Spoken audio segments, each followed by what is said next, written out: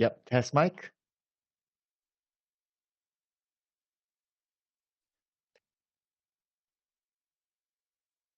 Okay, thank you. Camera okay?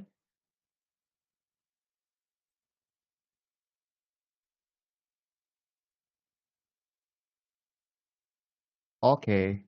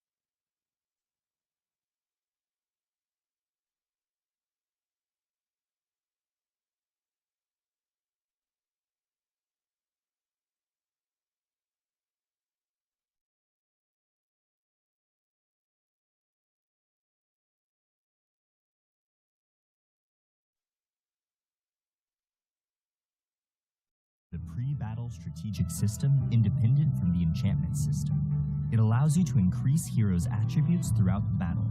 The system will be unlocked after the player reaches level 7, and the slots within the Arcana list will also unlock one by one as the player's level increases. You will need to use Arcana fragments or gold for the purchase and upgrade of Arcana. It can also be acquired through other sources such as completing achievements. Before the start of a game, the player will select the Arcana system in the preparation slot to create an Arcana combination best suited for their hero. The appropriate combination of Arcana can give players a clear advantage when the battle is begun. Arcana is split into 3 categories based on its functionality. Red Arcana focuses on increasing the hero's ability to attack. Purple Arcana focuses on increasing the hero's ability to self-recover. And Blue Arcana focuses on increasing the hero's defensive abilities. Arcana of each color is further split into 8 categories based on their bonuses: attack, life, defense, function, lifesteal, attack speed, critical hit, and pierce. Each independent Arcana has 3 levels. The higher the Arcana level, the more bonus it grants the hero. On the Arcana page, players can freely pick as they wish to create the combination from red, purple, and blue Arcana. Players can create their Arcana combination on the Arcana page based on the role of their hero and their own playstyle. After choosing your Arcana, you can click the top right of the Arcana page to rename and save your combination. In addition, the system has recommended combinations based on roles and playstyles for the player to select directly and use. Depending on the different combinations in a match, Arcana will enhance a hero's performance in different ways. Even if the player uses the most advanced Arcana for their combination, the bonus provided for the hero will not greatly affect the balance of the game. Then, how will the Arcana system help players? During the early stages of the match, the basic attributes of heroes are quite low. Even if the Arcana did not offer much bonus, it could bring about a considerable and substantial difference. Such a change will help the player decide their early game strategy and playstyle while adding more variables to the battlefield. Arcana combinations are not absolute. According to one's understanding of the hero and their playstyle, players will all have different combinations. Should you focus on certain enemy heroes or making up for the shortcomings of your allies? Should you take the initiative in teamfights or increase roaming efficiency? It is entirely up to the player. This marks the end of our video introduction to the Arcana system. Thank you for watching, and good luck on the battlefield. Class Introduction. Welcome to the class introduction of Arena of Valor. In Arena of Valor, the two sides will confront each other in teams of 5, and the heroes are the avatars of the players on the battlefield. Your knowledge of your hero and class is the first step towards victory. For your convenience, heroes are divided into 6 classes in the legendary duel: Tank, Warrior, Mage, Assassin, Marksman, and Support. Due to the unique abilities of some heroes, they will have multiple classes. Players can clearly see the characteristics of the 6 classes in the hero interface. Aside from this, players can also check the class of their chosen hero at Choose Character screen in a match. Tank Class Heroes. Tank Class Heroes fulfill the role of the meat shield of the team. If you're a fearless warrior who wishes to charge through the forefront of battle, then Tank Class Heroes are undoubtedly the best suited for you. Disrupting the enemy's formation and drawing their fire is the core use of tank heroes. Thus, they also shoulder the heavy burden of initiating team battles. Warrior Class Heroes. Warrior Class Heroes excel in close-quarter melee combat, combining the ability of dealing damage and tanking. Warrior Class Heroes are the backbone of the team, and they're suited to fight in any situation. At the same time, they have multiple item sets and playstyles. In a real combat situation, we will prepare item sets based on the team's composition and battle situation to balance the team's overall offensive and defensive capabilities. Mage Class Heroes. Mage Class Heroes are the core of the team's offensive capabilities, dishing out large damage via magic. Using their spells and abilities to obliterate everything in their way is what all mages desire. Normally, mage heroes all have powerful magic damage capabilities, and a certain amount of control abilities to ensure that they can quickly defeat enemies with very high armor. But due to their poor survivability, they can be vulnerable targets for the enemy's attack. Assassin Class Heroes. Assassin Class Heroes are the masters of burst damage. Thus, they are quite difficult to use. If you're someone who enjoys the thrill of seeing the enemy fall to 0 almost instantly, then the Assassin Class Heroes are your best choice. Assassin Class Heroes often combine excellent movement abilities with damage abilities. However, due to their lower basic HP than other heroes, Assassin Class Heroes rely on other players' ability to assess the situation and timing, as well as their mastery over the hero to maximize their potential. Marksman Class Heroes.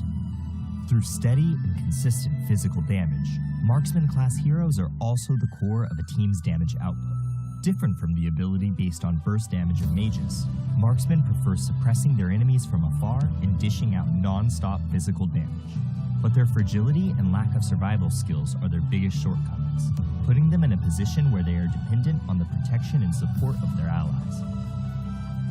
Support Class Heroes. Support Class Heroes value functionality.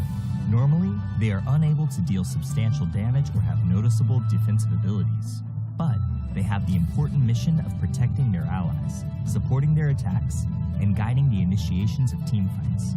Support players can also be the MVP. According to the different styles of the team, some teams require a tanker support hero, who can share the burden of the tank with higher offensive capabilities, whilst other teams require a functionality-based support hero, who can protect teammates in dire situations and provide buffs to control and enhance magical damage. Your choice is closely tied to the team's needs in real combat. A team will need to choose 5 out of the 6 classes above to form. Utilizing different combinations of heroes can bring forth different chemical reactions for the team, and the right mix of combinations will allow you to demonstrate your advantages. This concludes the class introduction for Arena of Valor. Good luck on the battlefield, and we will see you next time. Welcome to our video introducing the ping system in Arena of Valor. Arena of Valor is a fast-paced competitive multiplayer game. Communication and coordination within your team are vital to ensure victory. To help players communicate conveniently while reporting and delivering quick, accurate information on the battlefield, Arena of Valor has a context-sensitive built-in ping system that is easy to use. The ping button prompt is placed on the top right corner of the screen in a match. To use it, long press the ping button and point your finger to the triggerable area to send your team the corresponding ping. In addition, players can click the map button on the top right corner to expand the map and send pings by tapping the corresponding location on the map. Of course, players have the option to block ping sound effects and voiceover from other players to prevent interference during the battle. Battle alert pings. When players are on the move, they can send their estimated arrival time to teammates by tapping their location on the map. Players can request support from teammates by dragging the ping button prompt to their own hero. When the player is hidden in the grass, drag the ping button prompt to the grass to instruct teammates to hide themselves and ambush together. When a player is outside of the grass, dragging the ping button prompt towards the grass will notify teammates to be careful of an enemy ambush. Wilderness status ping. When Abyssal Dragon, Dark Slayer, or your own buff exists on the map, players can give corresponding attack commands to their teammates by tapping the corresponding monster directly on the map or by dragging the ping button prompt to the relevant monster. If a monster has yet to respawn, dragging the ping button prompt will notify the players of the corresponding monster's respawn time. Personal status ping. Players can notify teammates their skills are ready by dragging the ping button prompt onto their hero's skills. Dragging the ping button onto a skill in cooldown will alert teammates of the cooldown timer.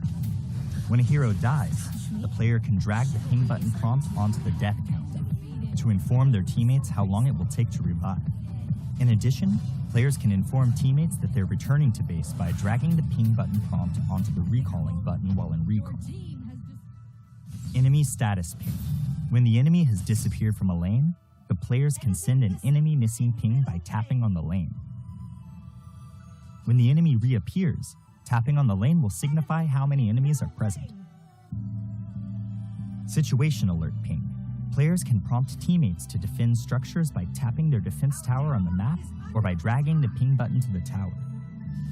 When the player is not in a mid-recall state and drags the ping button prompt to the recall button, it will remind teammates to return to base. Furthermore, players can send scores to teammates by dragging and dropping the ping button prompt onto the scoreboard. There are hundreds of different ping options in Arena of Valor. Players should use them strategically to give themselves and their team a leg up on the competition. Be aware that the ping button is only a notification. The key to victory lies in making the right informed decisions. This marks the end of our video introduction to the ping system in Arena of Valor. Tell us your favorite thing to ping in the comments. Thank you for watching. Good luck on the battlefield.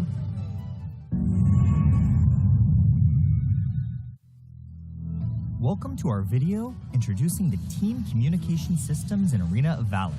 Arena of Valor is a fast-paced, competitive multiplayer game.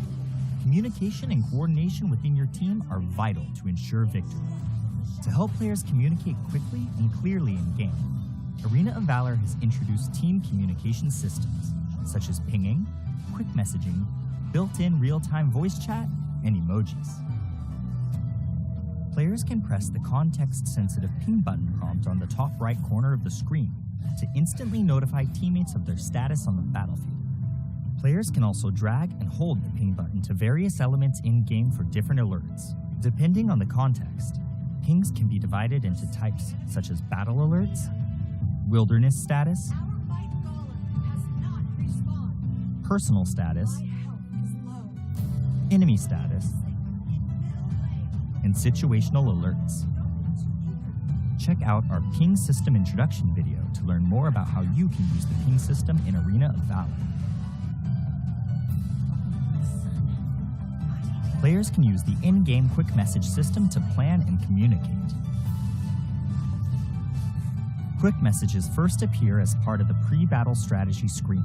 Rally for a team fight. Before the match, the player can set selections and adjustments within settings. These pre-made messages can be split into 3 major categories: defense, offense, and communication. Players can select 8 messages from these 3 categories to use as quick messages within Arena of Valor. Some quick messages even have voice lines that play when being used. Let me get the buff. In the event you want to communicate in more details with your teammates, you can also tap the box beneath the quick message window to enter text. Keep it clean. Aside from quick messages, voice chat will always be the most accessible and concise way to communicate on the battlefield. Players can use the game's built-in real-time voice chat system to speak and converse with their teammates directly. To use voice chat, tap the microphone button on the left side of the screen. When the player is queuing with friends in a pre-made party, they can choose the voice chat to be party only. Emojis are a fun and expressive way to communicate within Arena of Valor. Before the start of the match, players can equip emojis with their customization suite. Make an emoji selection while in a match to use the corresponding emojis. When triggering certain scenarios, heroes will automatically release their preset quick emojis. If there are teammates nearby that use an interactive emoji, and the player responds with an interactive emoji of their own, a new effect will be created for both emojis.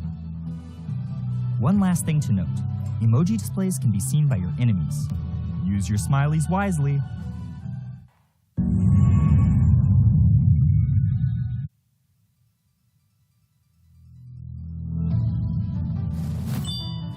I picked Dragontail. Not the other way around. Painting genius Jan.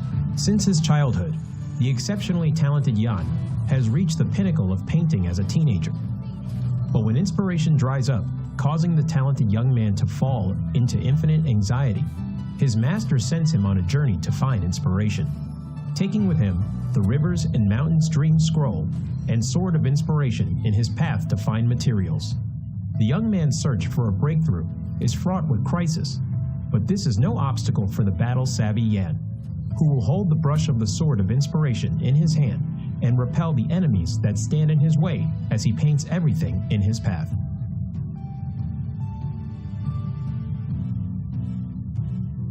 Passive, Spiritual Spark. When Yan uses Skill 1 and Skill 2, he will gain a stack of energy, having 2 stacks of energy, depending on the difference in the previous skill. Will cause the next normal attack to gain additional boost. After using an enhanced normal attack, his attack speed will increase. Yan's skill will mark an enemy when it hits them. Dealing damage to the same target will consume the mark and trigger additional physical damage, restoring Yan's own HP in the process. Skill 1, Black Jade Sprinkle. Yan will deal damage and apply movement speed reduction to enemies in a fan shape in front of him. Passive enhanced normal attack. After a short delay, deals damage to the enemy in front and knocks them away. He can move during the delay and deal additional damage to minions and wild monsters. Skill 2, Draconic Step. Yan moves forward in an arc, dealing damage to enemies along the path. Yan is untargetable while using the skill. Passive enhanced normal attack.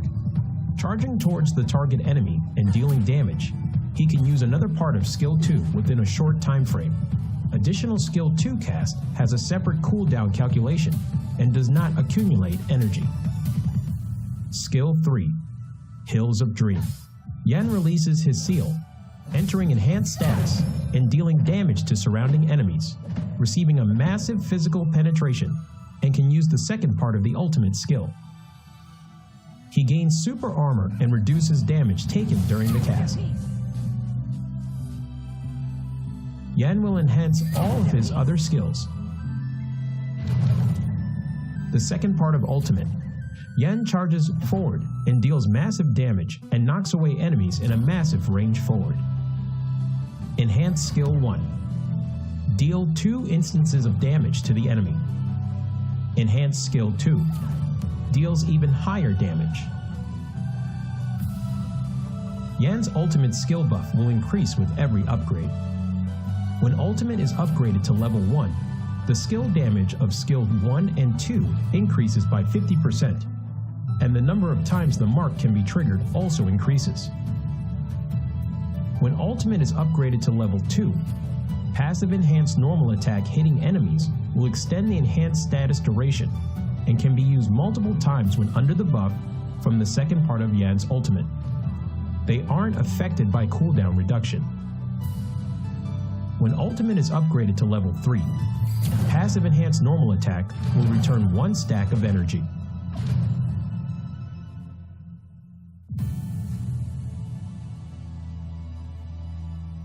Yan is a highly controllable warrior-type assassin.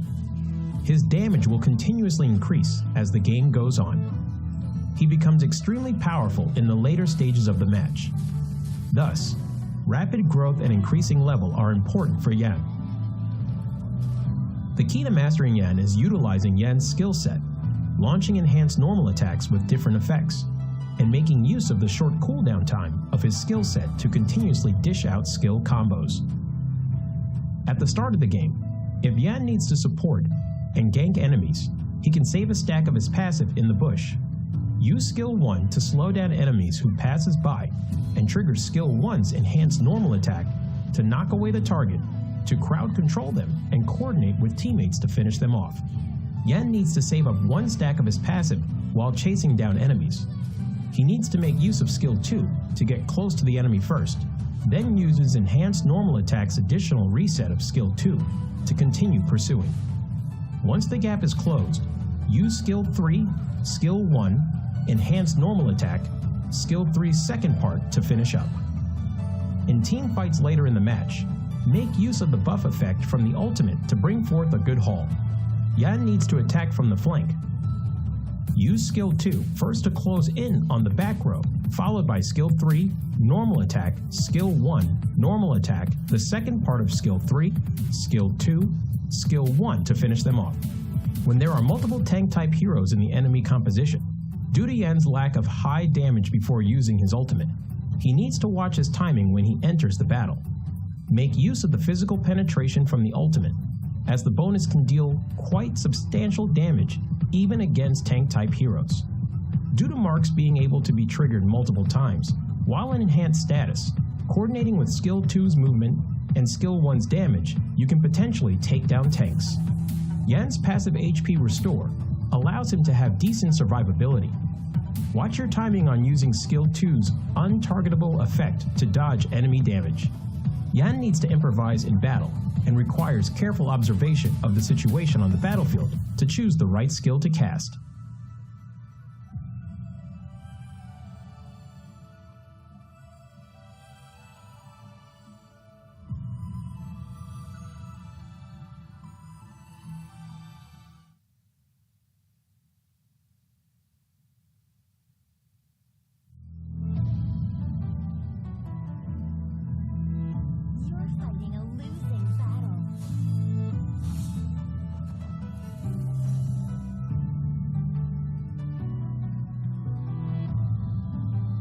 Jade Fan Beauty Yue. As the princess of the Dragon Kingdom, Yue brandishes a fan as her weapon, retaining her elegance even in battle. Aqua Force and Mountain Crusher allow her to easily control the whole battlefield, and Borrowed Might allows Yue to unleash endless attacks. If an enemy dares to offend Yue's grace, then they will taste the power of Rising Wind. Passive skill, Borrowed Might. Every time Yue uses Aqua Force and Mountain Crusher, she will gain a stack of Borrowed Might. When she has 2 stacks of Borrowed Might, Yue will reset the cooldown time of Aqua Force and Mountain Crusher and strengthen the next Aqua Force or Mountain Crusher. Skill 1, Aqua Force. Yue throws 2 bone fans at close range, dealing damage to enemies in their path. After strengthening, Yue will throw out 4 bone fans when using Aqua Force. Aqua Force will deal several times the damage where the bone fans converge. Skill 2, Mountain Crusher. Yue throws 2 bone fans at far range, dealing damage to enemies in their path. After strengthening, Yue will throw out 4 bone fans when using Mountain Crusher. Mountain Crusher would deal several times the damage where the bone fans converge. Skill 3, Rising Wind. Yue knocks back nearby enemies and deals damage to enemies in its path while pushing them back slightly. Yue will gain additional vision.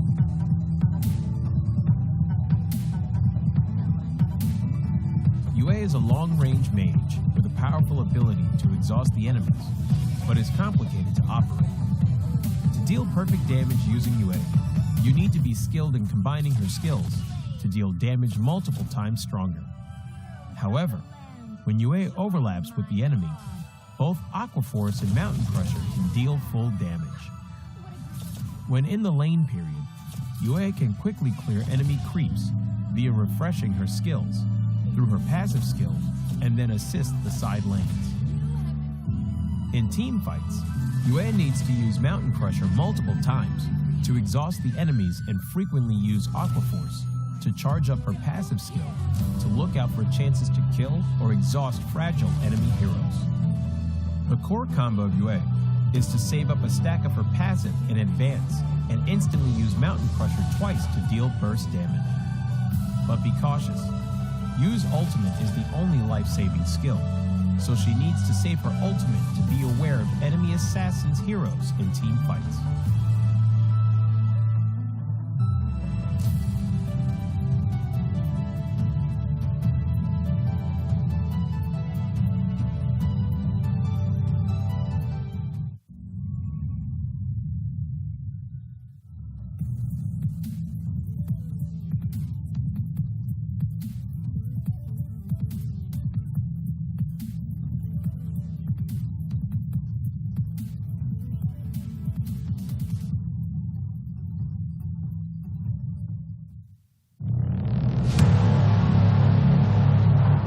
I fight for what I stand for, what I stand for. You testing me, then I go Rambo, Rambo. Hey, I taste the glory, taste the pain, I know what it takes to play. Got the kingdom on my back, I came long ways to engrave my name. Find my pride at the borderline, I will never back down till my dues are fortified. Hit him in to get a little cautious.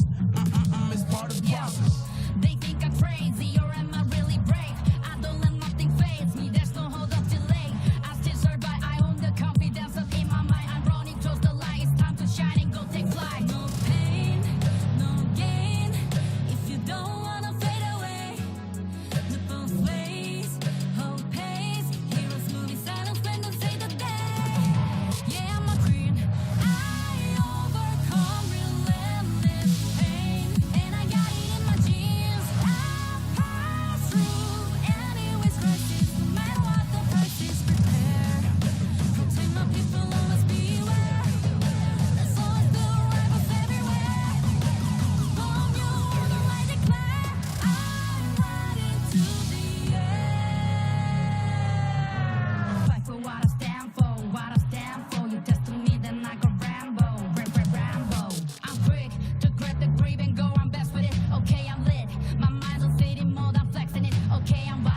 I'm tripping on my mind, investing it. I'm still high-minded. My destiny, you'll find it hard to find it. Winning streak, my dubs elite, I bring it. Yeah. 50 feet step back, I'm about to speak my G, I'm with it. Yeah. Sun shines, I dream bigger. Believe in myself, I maintain rigor. Be what I wanna be, don't belittle me. No pain, no gain, if you don't wanna fade away. The both ways, hope pays. Heroes moving silent, spend and say the day. Yeah, I'm a queen, I overcome relentless pain. And I got it in my genes, I pass through anyways crisis. No matter what the price is, prepare. Hey, send me up at any location, I hold up and mow them down. Look at the constellations for consolation while I retain my crown. Back in the background, I'm a background, what goes gon' come back round. I'm self-made, built everything from the ground up, I say it proud. No pain, no gain, if you don't wanna fade away.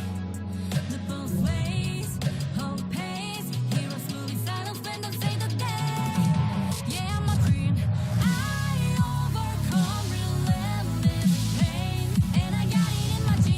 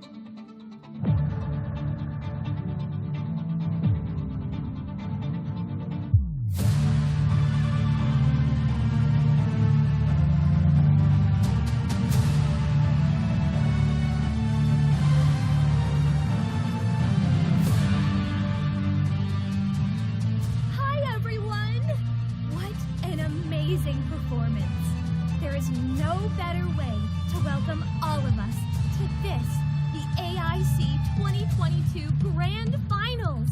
I am your host, Liliana, and I am thrilled to be here with my beloved challengers to watch today's intense competition between our grand finalists. I still vividly remember the wonderful performances put on by our players last year. In the blink of an eye, we have all gathered once again to crown the kings of AIC 2022. This year, 16 teams from 10 regions fought for survival in some of the most intense battles at AIC. The next generation of international talent has joined the global stage, with new teams and regions now part of the fray. New rivalries were formed and new honor bestowed as teams faced fierce competition from new and friendly faces. No matter where these teams come from, seasoned veterans or fresh new contenders alike, they have all placed everything on the line for one of the greatest honors, the AIC Champion title.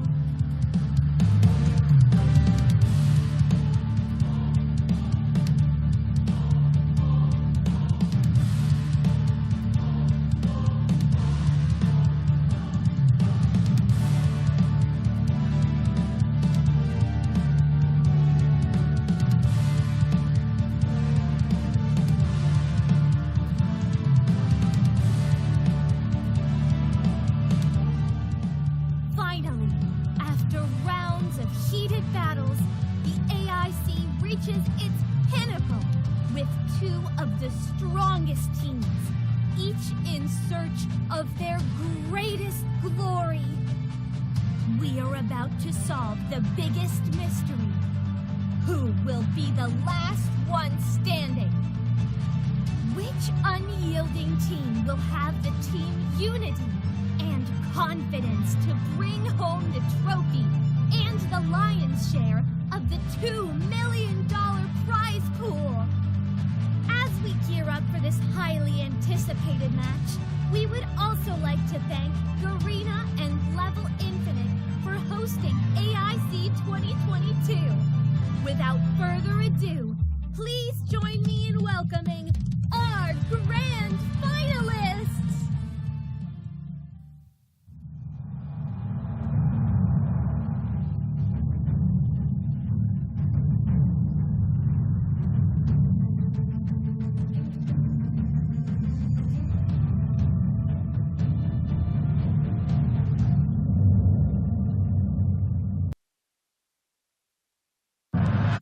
我们说完 team one 也是第一的意思，但每次我们踏进冠亚赛，却都只拿下去。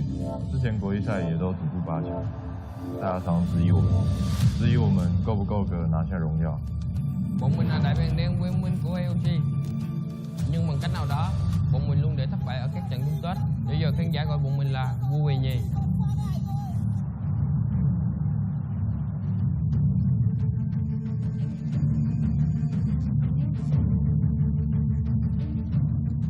以前我只想独自扛起整个队伍，但现在我做了改变，愿意完全相信队友。我不停地练习，加深我的角色值，让自己的实力深不可测，让团队更加强大。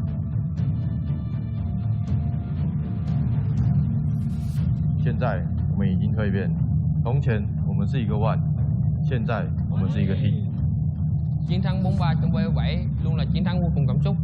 Bọn mình đã giúp ra nhiều điều và sẵn sàng cho cuộc chiến sắp tới. Mình sẽ chứng minh khả năng của bản thân và đánh bại Ontem ở trận chung kết. Sức mạnh của quê mình là tinh thần đoàn kết và bọn mình sẽ cùng nhau giành chức vô địch. Sẽ là 1-0 dành cho Big Gaming trước bài cân của BID Sport rồi. Cú bắn đá tấn quang một EVQ đến từ vị trí của đó là Hoàng Tê đây.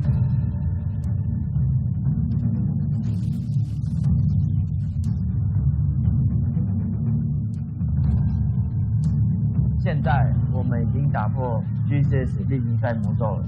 现在我们打破国际赛8强魔咒。 Ở thời điểm hiện tại, bọn mình là niềm hy vọng cuối cùng của khu vực AOG. Gaming nhất định sẽ đòi lại món nợ với One Team.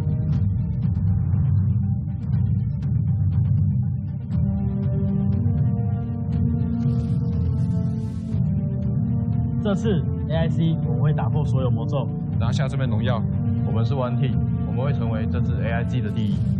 Vì mình hãy bay thật cao và giành lấy vinh quang này. We for victory. V là chiến thắng, là win.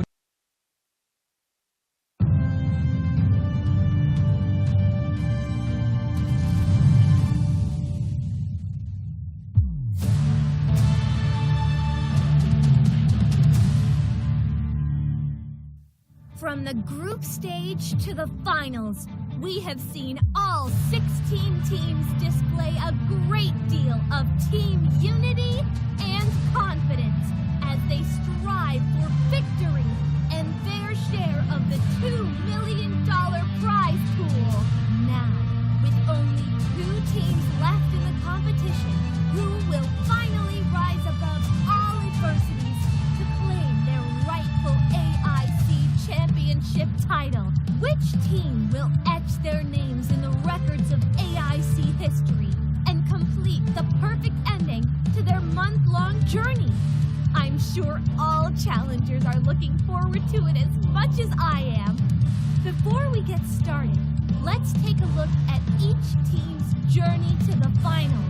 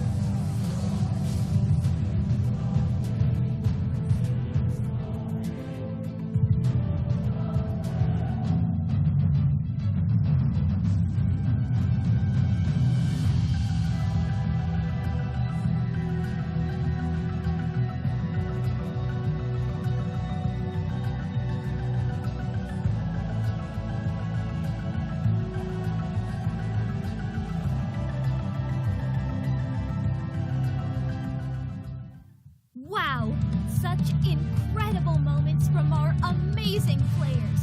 The horns of the war have finally sounded. Who will finally be crowned the champions of AIC 2022? Which team will ascend to claim this coveted title?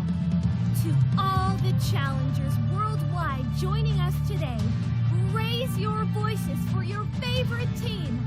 And together, let us welcome two of our strongest AOB teams for the greatest showdown of AIC 2022. Get ready for the epic battle coming up and cheer on your favorite player. New rivals, new honor.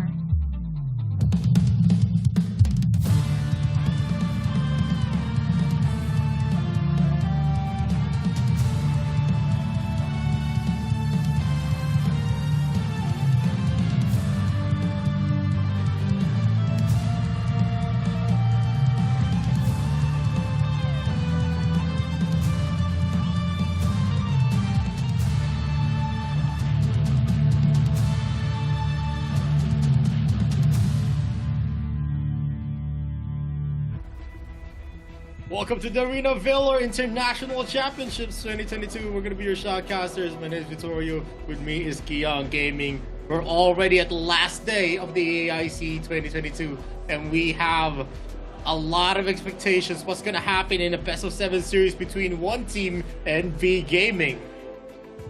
Yeah, it has been a long journey for everyone, and especially for both of these teams. They battled as well during the upper bracket finals, and we all know how it went through. One team dominatingly defeated V Gaming in a 4-1 scoreline, but then V Gaming came back, and now they have a fighting chance against one team again after defeating Bikertopia in a pretty interesting series. It was a split winning conditions by both teams. V Gaming pulled through a game number 7 victory at the very end, and it's kind of uncommon actually for V Gaming. Normally we see them, especially during the AIC 2021, they kind of struggle in the extended series because they're the ones who usually dominate in the early ones, and then they struggle at the very extended series. But now we see them improving more and more. We already know the schedule now. At July 10th, the grand finals. Again, this is going to be a best of 7, and these two teams are the most qualified, the prestige teams here in the AIC 2022. One team and V Gaming, we expect to see so much action here. Yeah, it's going to be very, very interesting to see, as we already have an inkling what is going to happen, a 4-1 on the upper bracket, and now they have a chance yet again. Are we going to see a comeback from the lower bracket, or is it still going to be one team who has been consistently dominating all of the teams that they fought with? All of the series was actually always on their side. They never reach game number 7, and the prize pool is 2 million USD for the AIC 2022, and the lion's share is definitely going to land on the team that's actually gonna win the grand finals today. 700,000 USD, a very, very big amount. But second place is still going to have 350,000 USD. But who wants that? You want to have the honor to be the one to start the AIC 2022 and represent as the best team in Arena of Valor. Yeah. You not only are you fighting for the 700,000 US dollars versus the 350,000 US dollars, but they're also fighting for your name, for your team's name to be embedded in the AIC 2022. You being the one on the very top of all these teams that have qualified for the AIC 2022. It's also an interesting series, of course. One team versus V Gaming, the upper bracket finalist, versus the one that actually got brought down into the lower bracket finals.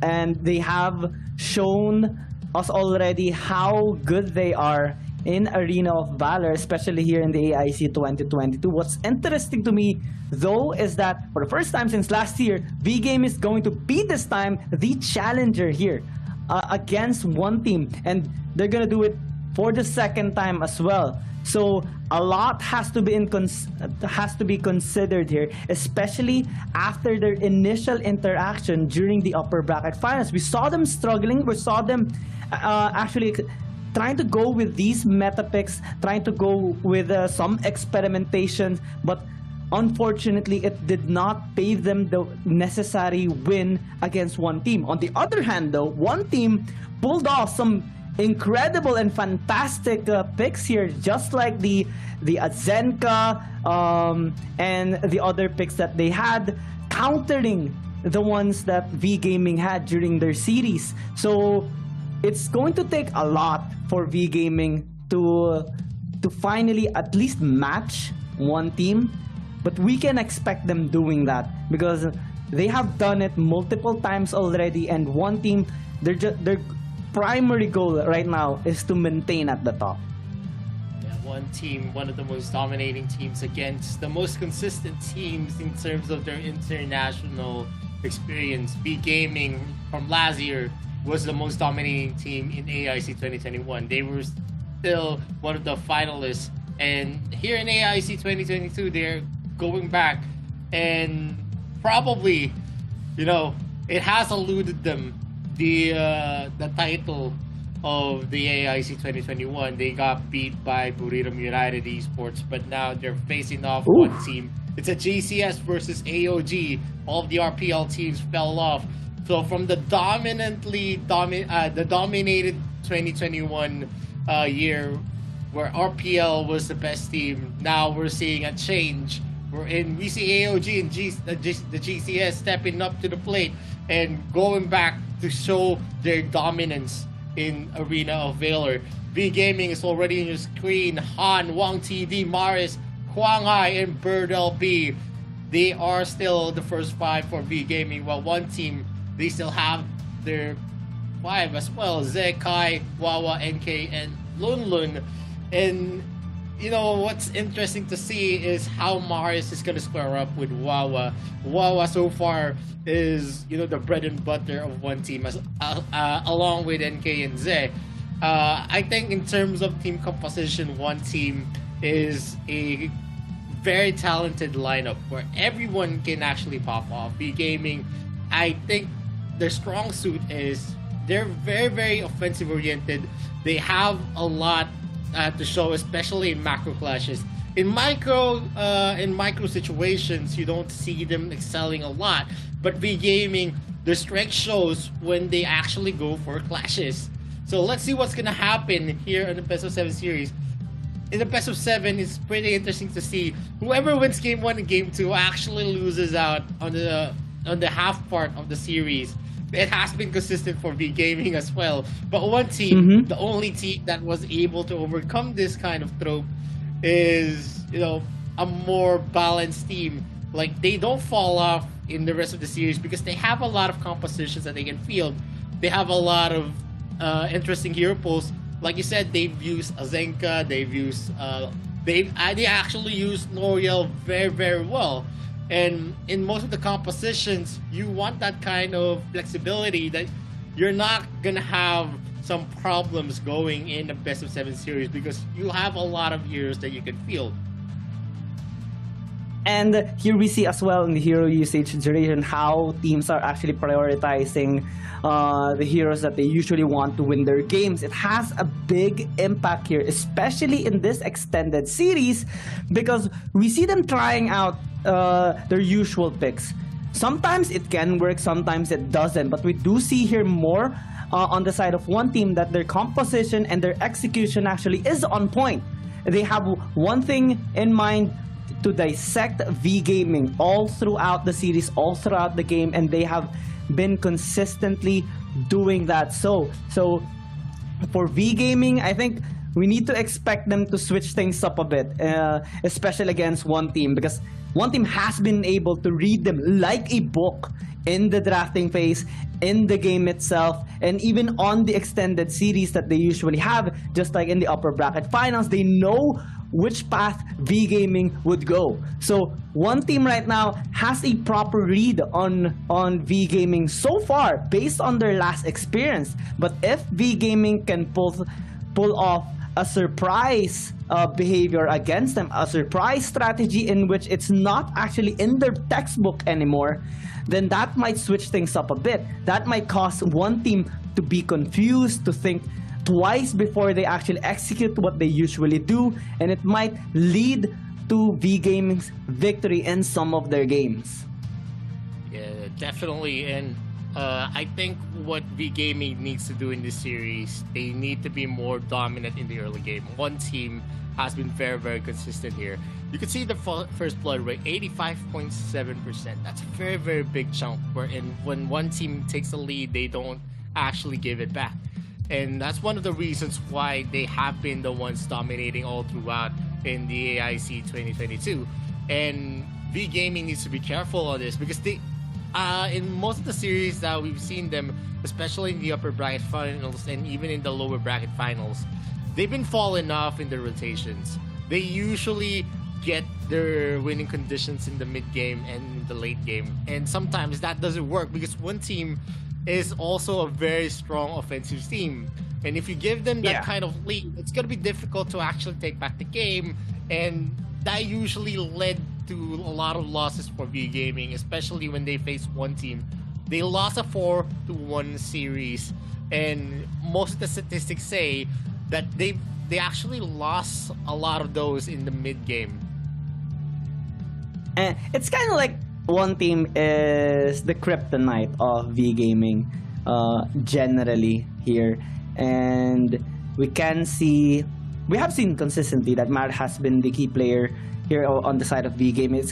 It's kind of their spear in their lineup because he leads the team, he leads the pack, and he's usually that kind of key player that adjusts thoroughly in their planned lineup, and they actually follow through with the other picks that they do have. He initiates for the team, he guides them wherever they need to go. He's the leader of V Gaming overall, and it puts into perspective actually that he has a big responsibility to win against his matchup. He has to win against Wawa in this game because during the last time in the upper bracket finals, we did not see that happening. One game wherein they won against one team was when he's Lorian, and the victory wasn't really caused by him leading the team. It was primarily because of the lack of coordination of one team, especially when they had the Roxy pick. And when that pick is actually negated, then it's rendered useless. So in here, as we see the key player introduction this time of one team, which is Kai, his role is pretty much the same as the other members. The synergy of the whole lineup here of one team is superior. He has been really consistent in providing that kind of pressure, maybe in the early game, maybe in the late game. When he uses the Elsu, he can definitely land the snipes on the crucial targets. When he uses the Laville, he can definitely land those double troubles and set it up for his allies. So this is the kind of pressure that V Gaming is experiencing right now, and it would take a lot, especially for their leader, Maris right here, which needs to be really on point, especially later on the shot calls, wherever they need to go, on the heroes that he has to be picking up to try and have the biggest amount of impact in the game against one team, and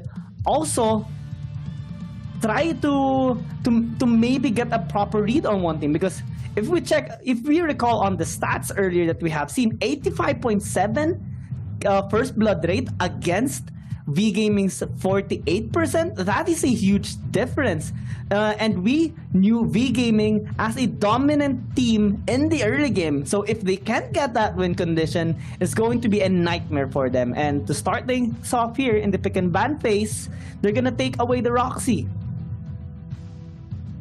So far, one team has, one of the most more organized in terms of the early game rotation. V Gaming needs to match this. Usually the bottleneck for V Gaming is when Mars is stuck in the mid. And most of the time, when Mars cannot rotate, that's where V Gaming actually loses the game easily.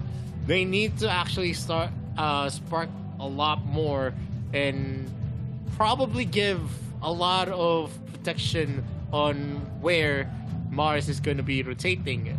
There was a lot of instances where he got stuck in the bottom lane as well. And if you actually go for a 3-man rotation for your mid lane and also your Abyssal Dragon lane, you need to actually provide results. Because if you're only staying in the lane, you're just going to be siphoning the gold from your AD carry. And the AD carry is definitely a role that needs a lot of gold to pop off in the mid game. And they also need to think about how they're going to be countering one team's rotation, because so far I haven't seen one team be in the receiving end, and they need to surprise one team, especially here in game number 1 where momentum is king. It's always dictates who gets the first 2 wins. Whoever wins game number 1 has a bigger chance to win game number 2. We usually see a lot of upsets in game number 2, but still, you need to have that kind of confidence. You need to have a kind of boost, because if you already have 1 win on your belt, it's actually easy to pile it up. And going for the first pick here for V Gaming, it's a Lubu. A Lubu so far not really the most dominant hero that you could actually field, but maybe they're saving up for the best of 7 series. They didn't first pick the Nakrot, where we usually see V Gaming actually pick up those kind of heroes in the first game, and it actually almost backfired going into the best of 7 against Bikertopia. That now they're actually being smart about it. They're pairing it up with a Tulen and also a Hoover onto Violet. 20 seconds left in the clock. But looking at what one team has on their composition, they have a lot of long-range capabilities, a lot of suppressions on their side. Mid-game Iggy is definitely scary when he builds up maybe 2 or 3 magic items, and you usually see the Ember's Gaze being used to harass most of the starts of the clashes, and that gives a lot of boost. And you pair it up with an Elsu, you can almost take out any of the squishy heroes on the side of V Gaming, especially if Tulen is sniped. The Ember's Gaze as well is going to hit.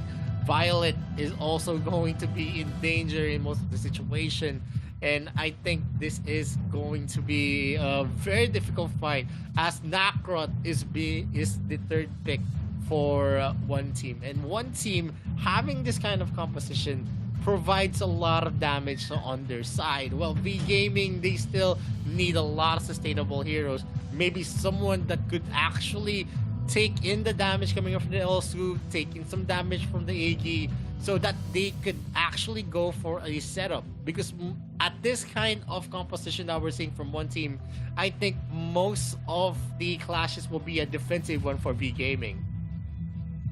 Maybe pick up the Baldum, maybe pick up the Lumbar, so that they would have a sufficient front line here for V Gaming. But what I like about this on the side of one team though is them pick up the Nakrot. They're saying like, okay, V Gaming doesn't want it, we'll pick it up. We also have the Zuka for later on, which is our top pick in the jungle. So it's not gonna be much of a pressure for us, especially in the later parts of the series. And now they do have a lot of damage in their lineup. They have the Elsu, they have the Iggy as well, they have the lane pressure and the small skirmish threat coming in from the Nakros that will actually have a big threat onto the squishy members of V Gaming, like the Tulen, like the Violet, that very much struggles in the early game. He's going to be very vulnerable for sure.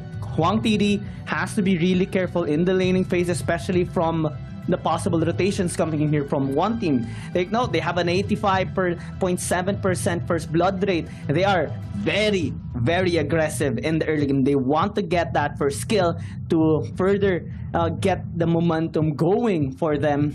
And it would take a lot of effort as well coming in from Han to protect his ADC, because he has to be the one to provide vision across the river, across the map, and also guide his marksman in the lane whenever there's a possible rotation coming in from one team. And as they remove some of the possible heroes here in game number 1, like the Thane, the Lumbar, Rui has been respected as well here for one team. This is actually a good sign coming in from them, because it is kind of possible that V Gaming would opt to go with an aggressive lineup, since an aggressive and a really rotating, confusing lineup, because they have the Lubu, they have the Violet and the Tull, and they can pick up a double marksman like the Elendor to actually have the most kind of synergy with this Rui pick. And having it removed will force V Game to actually go on a standard late game scaling lineup. And since Lumber has been removed and banned away, easy pick with the Baldum here for one team. They not only have the pokes, the engage, and the AoE damage, they also have now the suppression and sustainability with this pick. Yeah, but looking at what we have for one team, just the first 4 picks is already some kind of a done deal. But them adding up the Omen maybe as a support, I don't think that the Omen is going to be that effective, especially if you use him in a support position. He is going to be tanky. He's going to be tanking some of the damage. But the problem here is that he's not really going to be that reliable unless he's going to be able to hit his Decimbrace. The same kind of winning condition when you have a Roxy as a support. And looking at here, you have a lot of damage, especially on the side of one team. You have an Iggy who's going to be excelling in the mid game. You have early game Alsu as well. He's going to free fall enough in terms of sustainable damage in the late game. But as long as it hits the Violet or the Tulin, and as long as the Lubu, Omen, and Yena is not going to be able to converge on the position of that Elsu and also the Iggy, it is going to be a very, very difficult fight for V Gaming to actually win this. They have expended a lot for one team. They got a Florentino, they have a Baldum, they have an Elsu, they have an Iggy, and a Nakrot. 5 big picks already on the side of one team. That's how committed they are to take game number 1 against V Gaming. V Gaming has a chance, but it is still a chance that's going to be difficult. Late game, you don't see much of an advantage on their side except for the Violet. Tulin is a mid-game beast, but in terms of the late game damage that he's going to be able to provide, since he is kind of a mage that plays with kind of a short range, he doesn't have the flexibility to actually go for trades on an Iggy, especially if he's not going to be able to ambush him. And with the vision control coming in the side of one team, they don't really need to dominate the vision wars by going to the brushes. And Zay will have that kind of boost because they are going to be able to spot out most of their enemies that's going to be rotating because of the wards and vision that Elsu provides. So this is going to be a difficult fight in terms of drafting. I think one team has a one-up over V Gaming, but it is still, subjective because anything could happen. As long as they're going to be able to zero in onto the Iggy and to the Elsu, it is still going to be a done deal. But with the difficulty with the Nakrot and Florentino there, it's going to be pretty difficult. A lot of zone control, a lot of defensive maneuvers are available for one team, and they try to go for a damage. They are trying to go for to deal damage onto Zay, but he just safely gets away. Shadow bombs are being done. Ares is going to be in the thick of it. They're going to try to steal some of the resources from NK. Yeah, I like how one team actually is going with this game. Like a history matchup. The last meeting of these teams was in the semifinals, a 4-1 victory in favor of one team, which is the upper bracket finals previously.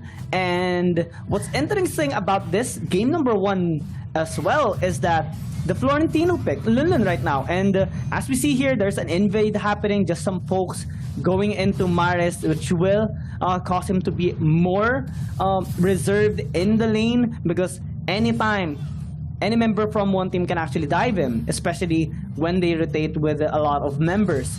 Lunlun picking up the Florentino is kind of a poke here onto V Gaming, because this is one of the heroes that they actually picked up when they got their win against one team. The only game that they won in that series. So if they can actually fully utilize this and pull up a win against V Gaming with a proper draft as well, because they also have invested quite a lot with the Omen, so there's a lot of sustainability with 3 front lines here of V Gaming.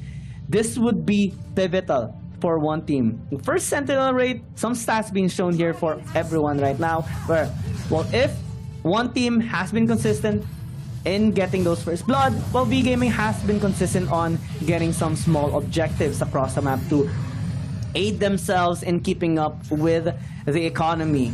And for now, we're seeing a 300, just a little bit of gold up on the side of one team, as we're seeing a gank possible onto the top lane, but it's going to be very difficult given how slippery Lunlun can be with the Florentino. So with the jungler spotted at top side, one team quickly adapts with an invade on his red side jungle. And right now, one team actually is speeding up their rotation. There is not much of any action is going to happen, because we know, because of the suppression that one team has, they're just going to pile up some damage. So we're seeing here that V Gaming is actually hunting NK. And there is going to be a rotation here, a possible rotate from 3 of the members of V Gaming, but they're going to be backing off as they saw Zay, and they also have no information on Wawa. When you don't have a lot of information in the map, it's better to not risk a lot of things.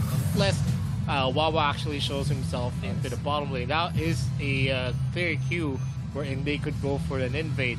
Maris is going to try to help up his teammate Bird LB in the top lane, as he's been harassed by Lunlun all throughout their exchanges. He is going to be playing it as safe as he could, as no information is going to actually go on this side. He knows that Maris is actually missing in the map. You're not going to see Wawa in the mid lane. In that moment, he's not going to be able to actually secure the trades that he wants. Most of the time, that is a signal wherein a lot of the ganks could actually happen.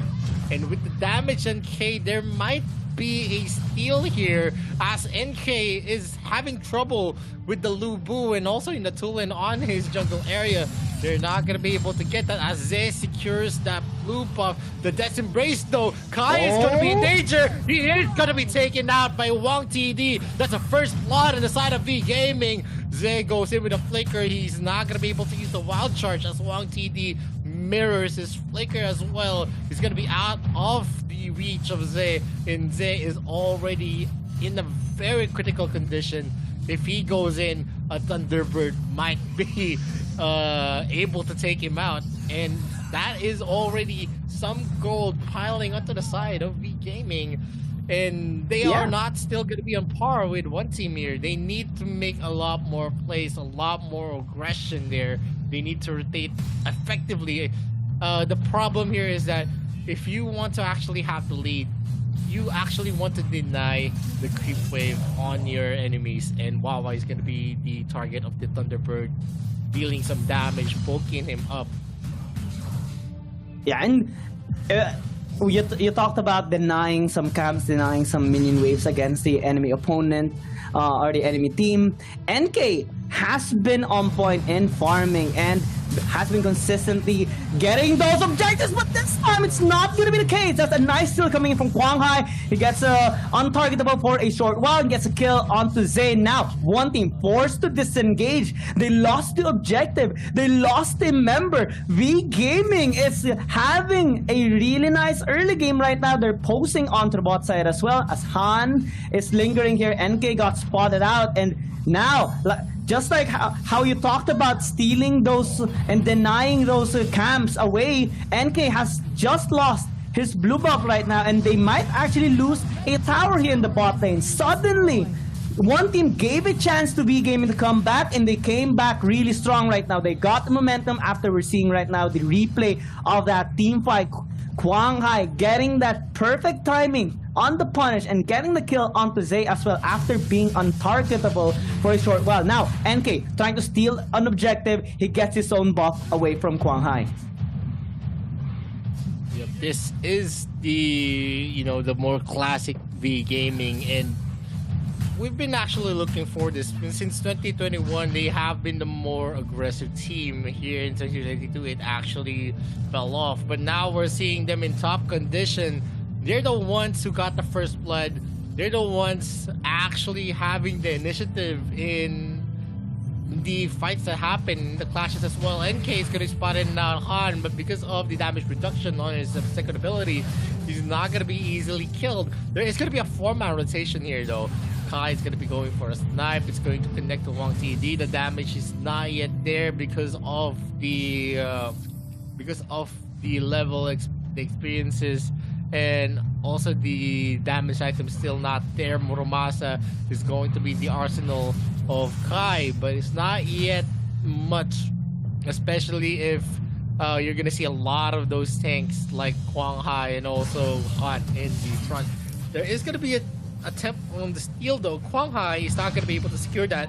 There might be a duel here as Lunlun is going to be stuck. He goes with the Gentleman's Duel, but Mars' damage is just too much. Han is gonna be securing that Death Embrace. The orb is going to be late, and V Gaming secures 2 kills for themselves. That's a lot of resources being taken here by V Gaming. Bird LB might be in danger once sniped yet again. Bird LB is not gonna be committed by Kai though, as he goes and clears it up. Quang Hai is going ham here as Kai is trying for the highest. As the Conqueror, Quang Hai gets a boost on his damage. The damage that being dealt by V Gaming right now is just too much. Quang Hai, Kai actually thought he was safe, but Quang Hai says otherwise, and he got that kill. Got the numbers advantage for V Game to take this Slayer down, and we're seeing a dominating early game so far here. Win conditions being met by V Gaming. They know that one team cannot really sustain themselves that much when the distance has been closed out, especially that V Gaming has this engaged composition. And when they actually get into the faces here of Kai, of Wawa, it's going to be difficult for one team to actually survive. And now, with the Doombringer marching into the mid, they're going to take this tier 1 tower down without any contest, without any possible defense here from the side of one team, because they're being zoned out. They're being threatened for a dive that V Gaming has been consistently doing in this game. And now, with them backing out, V Gaming will take this Holy Dragon for absolutely free. If we look at the objective scorelines, V Gaming has picked up 4, wherein one team just has picked up 1 in this whole game. Now it translates to a whopping 4,000 gold lead. Well, it's not that high as of the moment, but with the scaling capability of V Gaming, this is going to have a big impact because Wang TD is gonna hurt so much. And look at how Quang Hai is confident in this game. He knows he can sustain himself. He knows that he has backup as well because Bertleby, Han is also there, and this surprise composition that we're seeing right now, that the Omen is usually onto the top side, now is it in the support, is working so well here for V Gaming, and one team cannot find the proper answer just yet. I think one of the problems that they had here for one team is they were not able to secure the camps of NK, since we don't see Wawa much on the mid lane, and that's a big problem. If you actually go for ganks and you're not going to be able to secure the kills that you want, and you leave the vital members on in terms of who needs the farm, that's going to be the biggest problem they're going to have, because they don't really have the early game advantage. And there might be the Death Embrace being used up, but Han is not going to be committing it. Actually, he committed it, but it was cleansed in time. And still, V Gaming is going to be on top as they secure another objective for themselves. The only objective left for them is the two top turrets, and it's already a done deal because they're not gonna be able to defend here. Most of the time that you're gonna see them go for the defense, the damage is still not gonna be felt from one team because of the advantage, because of the lead that V Gaming has built. It's gonna be difficult for them unless we actually go to a part where all of the damages are gonna be equalized in the late game, where all of the items are gonna be available for all of the members of one team. But right now, they need to bunker down, they need to make some plays, they need to get the pickoffs and not let any one of their members actually be caught by V Gaming's aggression. Wang TD is 1,400 gold ahead of Kai.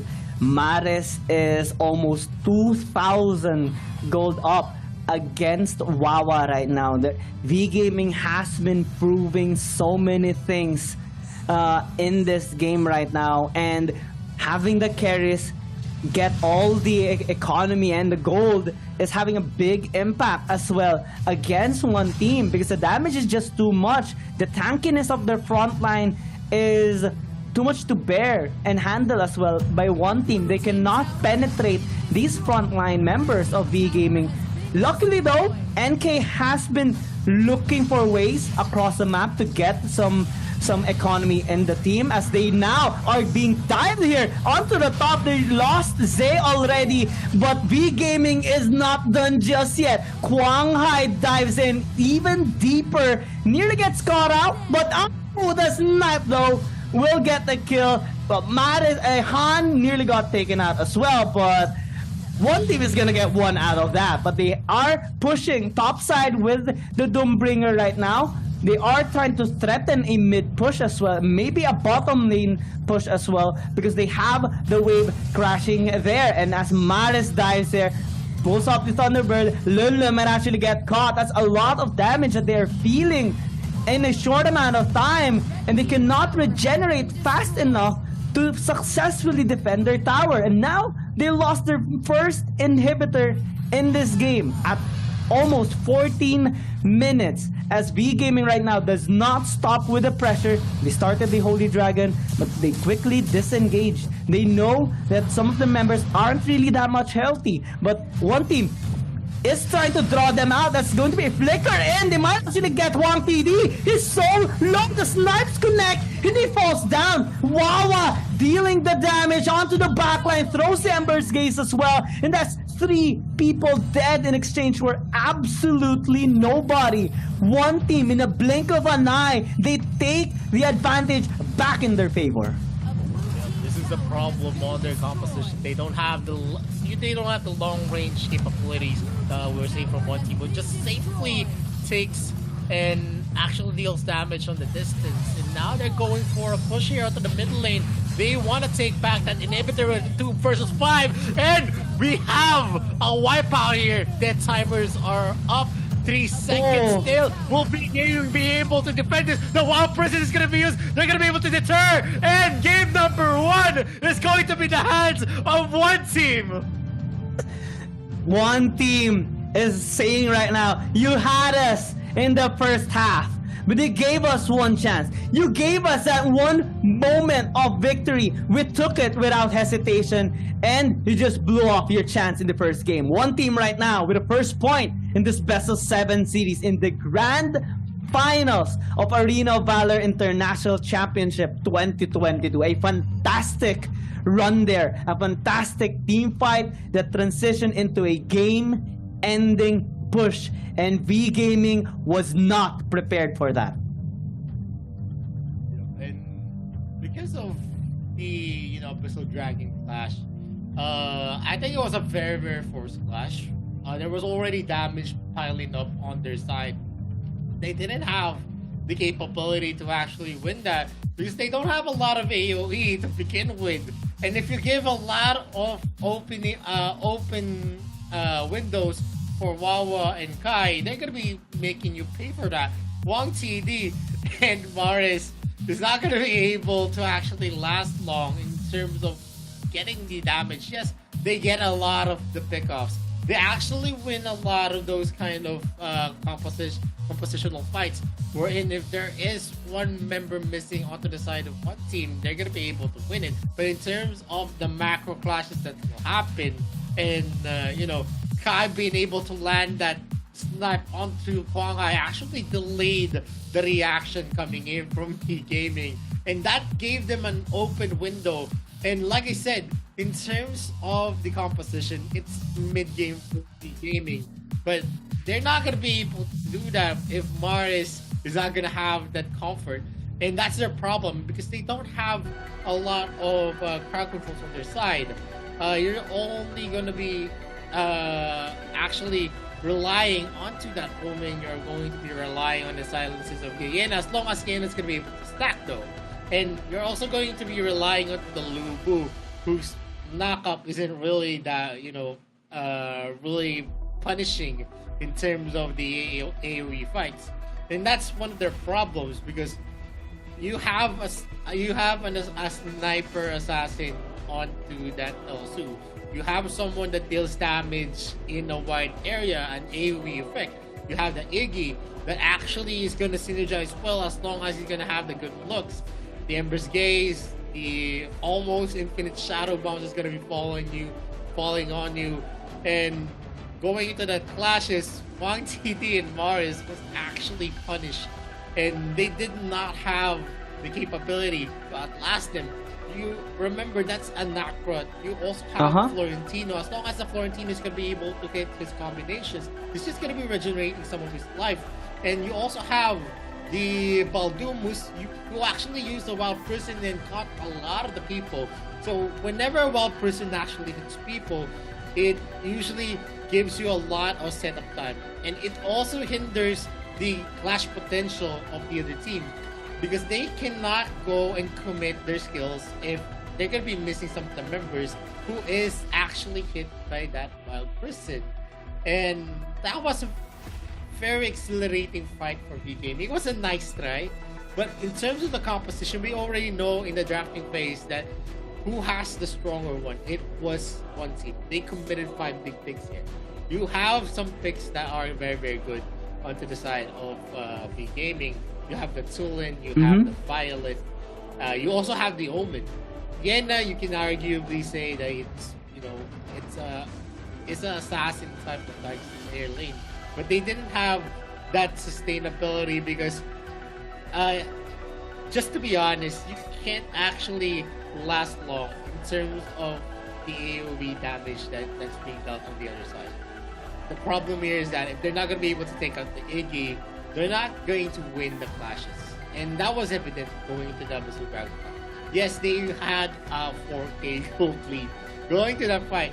But if you're already being punished in the on a scale of before the fights happen, then it's just going to be an easy picking for the Nakrot. It's going to be easy pickings for the Florentino as well. Who's going to be dealing a lot of damage whenever the Gentleman's Duels hit. You're going to have the Jury Fury with the Justice Blade. A lot of crowd controls already there.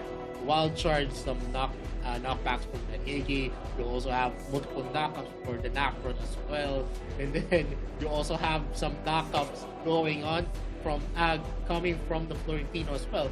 So you have a lot of micro crowd controls on the side of one team. As long as they're going to be able to last long in the clashes, then they're not going to be able to pick off the people like the Nakrot or the Florentino. If they are able to actually take out Nakrot or Florentino before the clashes start, it would have been a done deal that they could have actually won the clashes. What I want to say as well is that I want to commend Zayd in that team fight because he landed a 4-man Wild Prison that caused everybody to be surprised and immobile for a brief amount of time, but that small window gave one team actually the better positioning in that fight, wherein Kwang Hai was all alone. He was the only one that did not get caught by the Wild Prison because, well, he has the Conqueror, and he was all alone trying to deal damage onto the Holy Dragon, which was taken as well by NK. So the whole plan of V Gaming in that particular fight was quickly wiped off here by one team because of that picture perfect setup. And the MVP of this game is gonna be no other than Wawa after dealing so much damage in that particular game. He dealt like 100,000 damage, just a little over Maris, but compared to the other members of one team, it's enormous. The nearest one was Kai, which dealt 65,000 damage, and he had a perfect kill participation, 100% kill participation in that game. He was there every time there was a clash. He was there every time they got a kill, and him being safe and being able to funnel all those damage onto the crucial members of V Gaming after that wild prison of Zay caused the demise here for V Gaming. So that was prestige of a team play that one team demonstrated in that particular game. And V Gaming, they almost had one team. I must say, they cracked the base wide open. They had the chance for a possible reset for the Dark Lord Slayer, but they got baited back onto the Holy Dragon. They were low. Han was trying to reset. They exhausted some of their skills as well during the previous team fight, and they had minimal resources or ammos left in them to actually fight one team.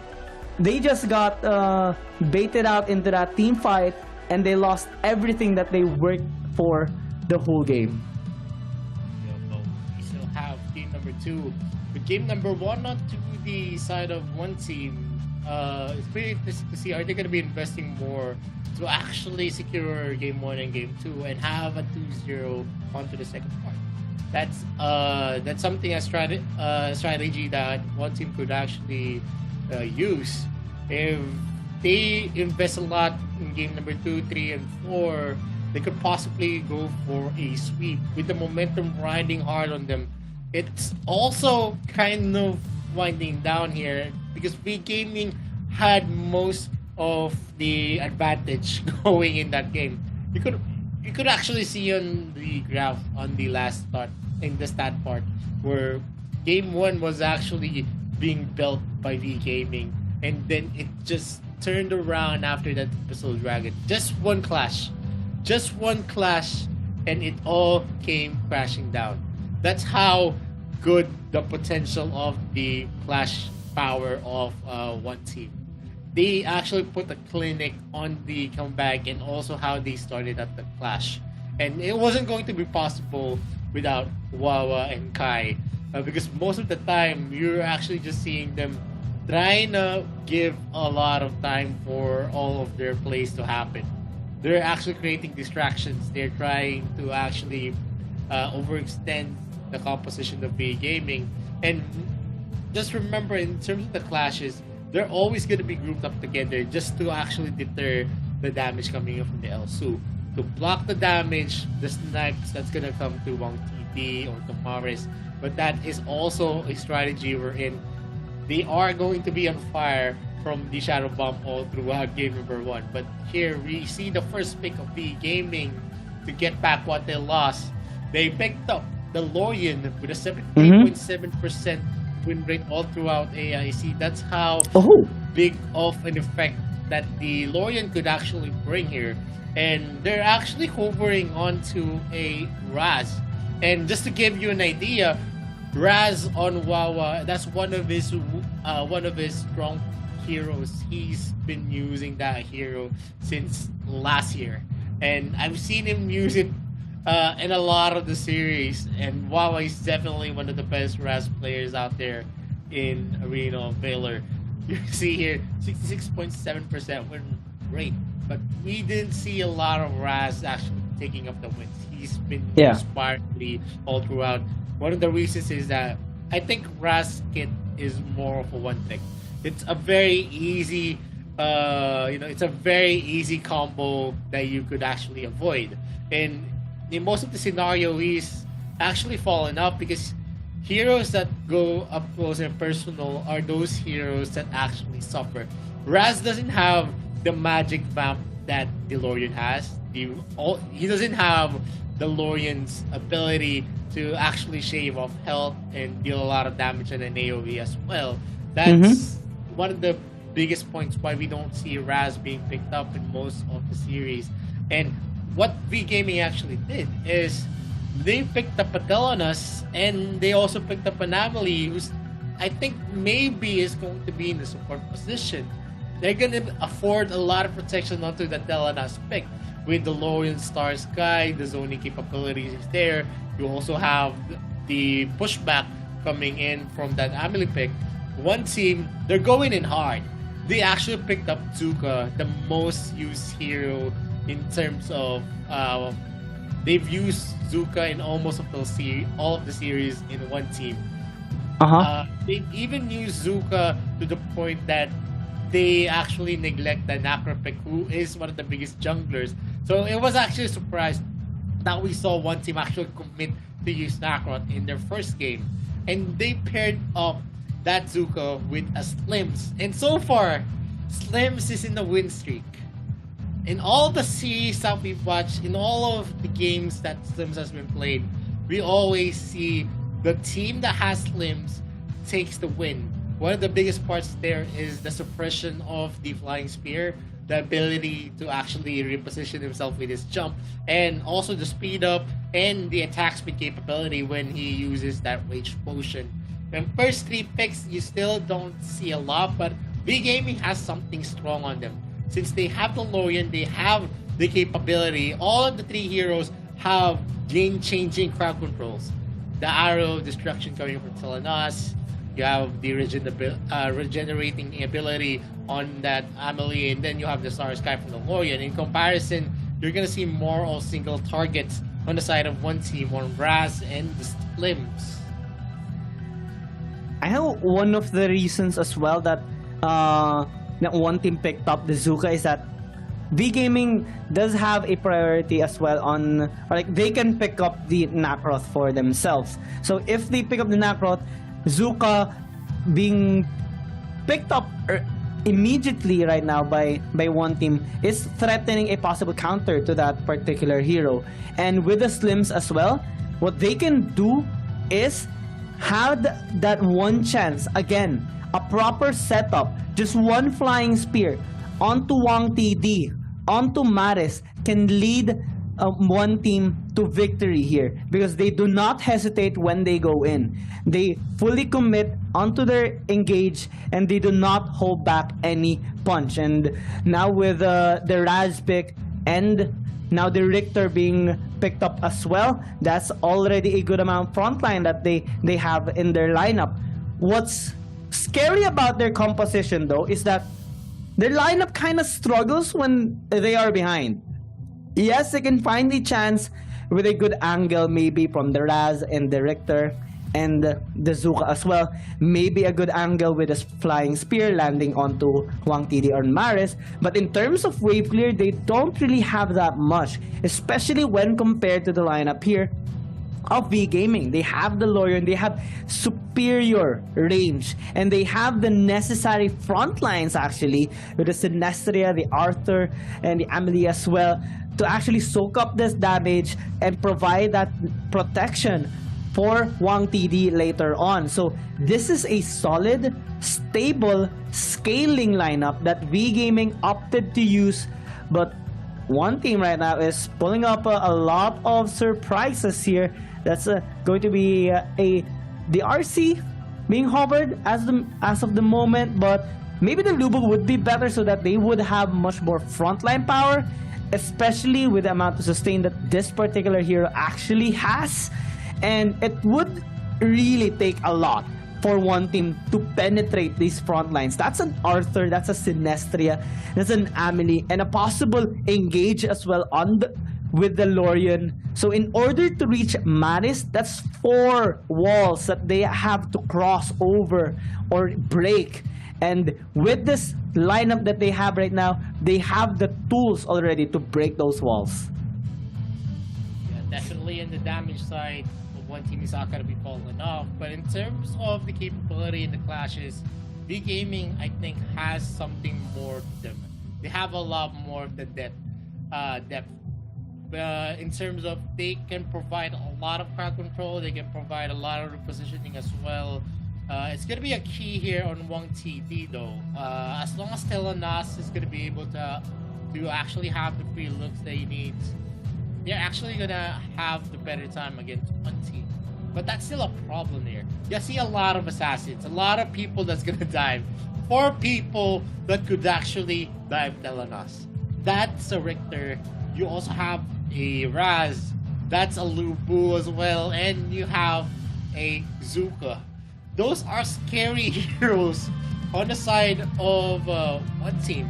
The only caveat that I think that I could actually pick up on the composition of one team is they don't really have someone that could tank them. Lubu can tank up to the mid game, but arguably in the late game, he's not gonna have the tankability, the sustainability on him.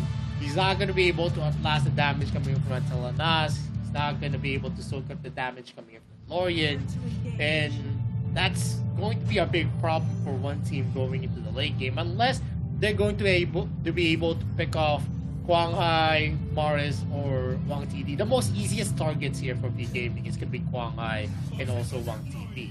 Kwang Hai, this is the first time we're actually going to see him using Skrea. And I'm actually pretty curious if that is going to be transitioning a win for themselves, since this is the first time that I've actually seen them use it. And so far, Skrea has been a hero that provides a lot of value in terms of the counterplay that he could actually bring, being able to use his ultimate to change up the health bars. And there is going to be some exchanges here as Ze is going to be harassed by Wang TV and Han. Han on that Arthur is definitely going to have the more sustainable position here, as he's just going to be soaking up any of the damage that's going to be dealt, especially from early to mid game. And they have the superior range as well in the bot lane. A good sustained tank, a good protection onto Wang TD, and he's just going to be very comfortable in the laning phase. We're seeing V Gaming path efficiently as well across the map, getting some vision on, especially on the bot side, to protect Wang TD as he scales up. But as we see, top side right now might actually be threatened. Lun Lun and NK needs to be very careful because Maris is here. That's a nice knockup, but follow-up is not actually there. There's slight hesitation coming in from V Gaming, and that allowed one team to actually escape. And now onto the bot side, that's a nice punch coming in from Wawa, but still not enough to take down Wang TD. So those attempts now will turn into some objective takes here, as they will trade the Slayer for the Abyssal Dragon here for one team. Well, the Abyssal Dragon is a little bit late in terms of taking, so V-Game will now have a good amount of wave clear onto the bot side and mid to follow up in this team fight, but they might lose Han before they actually reach here, and that's already first blood for one team. First blood to start the game, and they equalized the gold lane that V Gaming was building. And this is a problem on the Arthur though.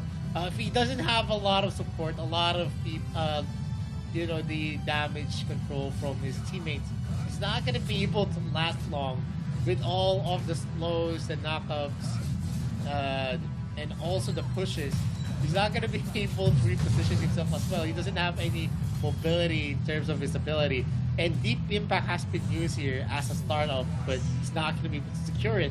As more and more, we are seeing a bolder move coming from Wang TD. He knows that as long as Han is there, he's not going to be approached by the other members of one team. Ze is already in the receiving end because of the range of that Telenas. There might be a rotate yet again, as we see NK and Wawa actually positioning themselves here near the Abyssal Dragon lane, and this might be a disaster waiting to happen, as Lun Lun thankfully spots a backdoor creep wave clear coming in from V Gaming. He's not going to be able to be taken out though, and the Arrow of Chaos actually hit Zé, so he's not gonna be able to get that kill that he wants. Marius is gonna be entering the fray.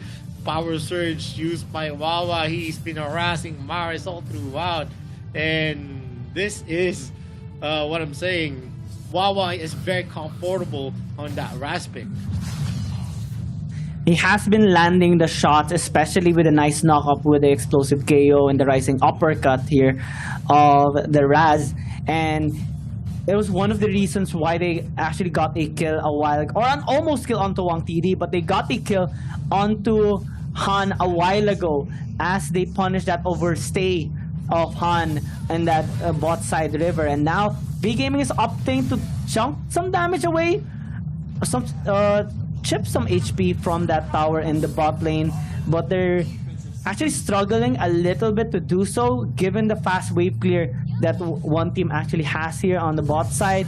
They're attempting a second time though, and they might actually be threatened with a contest here. Zay takes a lot of damage, and now that's an overstay. A lot of tower shots were taken by both Han and Maris, but it will not stop them actually from chipping away some HP still on that first tower. They really want to take that tower down, and they're doing their very best to destroy that bot side tower. And with it not being successful, they transition onto the mid.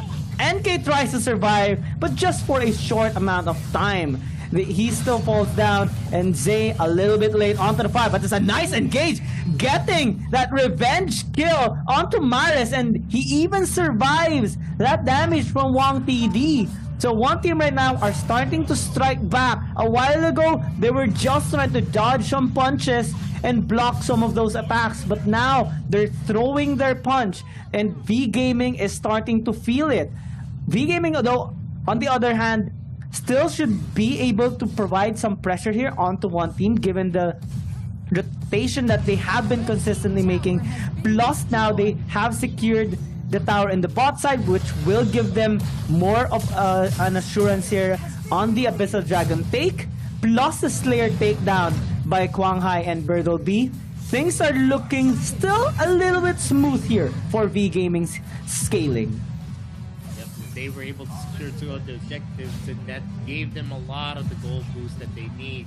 One team, though, they're not actually hot in game number 2. They still need a lot of gold to actually get high up in the boards. As London goes for the Skyfall that has been used, he is going to be slowed down, and he's not going to be taken easily as NK goes in, uses the Conqueror. He's going to have that resistance. He's not going to be stunned at the moment.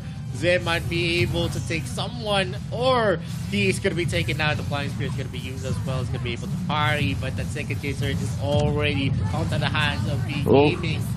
Is having a strong front line. They have a lot of capabilities here. Quang Hai might be taken, but he coming in for Quang Hai was just on time to actually survive the power surge. Skyfall is going to be used again. And he's going to be taken out. Birdle B gets that knockback. He is going to be getting that kill yet again. And V Gaming takes 2 kills and an objective here in the bot lane. That gives them a boost in terms of the rotations. They're going to take the first tier turrets easy right now with the bot lane already almost opened up, and that's a contest being used. The flying spear again being used up. He's not going to be committing though, no damage as long as the Star Sky is not going to be available. Yeah, we're seeing the pressure building up right now against one team, but they have been in this situation before. In the game number 1, they lost so many towers, but they were still able to pull off a fantastic team fight. That is what they're looking again right now in this game. One setup, one mistake by V Gaming, and they can take everything away from them. But the gold lead is still rising. This is 4,000 gold yet again. Deja vu moment for V Gaming. What they're trying to do right now is preventing a possible comeback here for one team. They're trying to play things a little bit safer than usual, and they're being really proactive in taking all the resources. But except for the Holy Dragon this time, as it spawns up, V-Game is like, nope, we're not gonna touch that for a long while, especially after what happened in the previous game. they transition onto the top. They're threatening a topside push for more tower security since they can actually threaten a dive. NK right now is trying to punish that overextension. That's a rising uppercut into the explosive KO, but not much damage actually felt here by V Gaming. After pushing them back, they take a tower in the mid. They also have a Slayer marching here in the mid lane, and one team is just a little bit scattered right now. They're gonna try to defend, but it's already too late. That's a total of 6 towers taken out. Only left is now the inhibitor tower, but Kwang might actually get taken out. It's a nice spellbomb, getting some help back as NK will fall down. Wawa and the rest of the members of one team successfully flees, but not without an exchange. They lose now the top side inhibitor. Their base is wide open. We have the Doombringer marching into the mid as well. Hwang TD has been free hitting successfully for a long time, and they're not feeling any backline threat coming in from one team. But maybe this time, as a rising uppercut and explosive KO knocks back 3. Here comes Zay as well, but Wawa immediately dead. If they can't take out Hwang TD, they can't take out V Gaming. And after successfully taking out Mares, they lose 2 in the process. And the space is being threatened right now. The core is exposed. They have 1 inhibitor left in the bot side, but can they actually defend it? Lun will fall down out of that onslaught of a damage coming in from Hwang TD. NK trying to defend, takes a lot of damage and will fall down as well. Kai and Wawa desperately trying to help out the base, trying to sustain themselves after so long, but V Gaming says no. Here's our comeback. We're having a tie series. Yup, V Gaming taking the initiative, taking the lives of one team in their early rotations, and that opened up a lot for them. They had the better sustainable composition. The pick-off composition that we were going to expect from one team was not there. They were not able to actually win in terms of the strategy that they employed. They were not able to rotate, and that's a big problem because NK was always taken out. And this has been one of the biggest weakness of one team so far in this series. Whenever NK isn't doing good, you're not gonna see improvements on the lanes of one team. They're always gonna be falling off because they rely heavily onto what NK brings to the table. And if NK is not gonna be able to have that game that they actually need, they're not really gonna have a good time. And giving Hwang TD a lot of room, a lot of the sustainable heroes onto the front actually was the winning condition for V Gaming. We're always going to see V Gaming's Hwang TD always in the back doing just it was safe. So safe work for himself.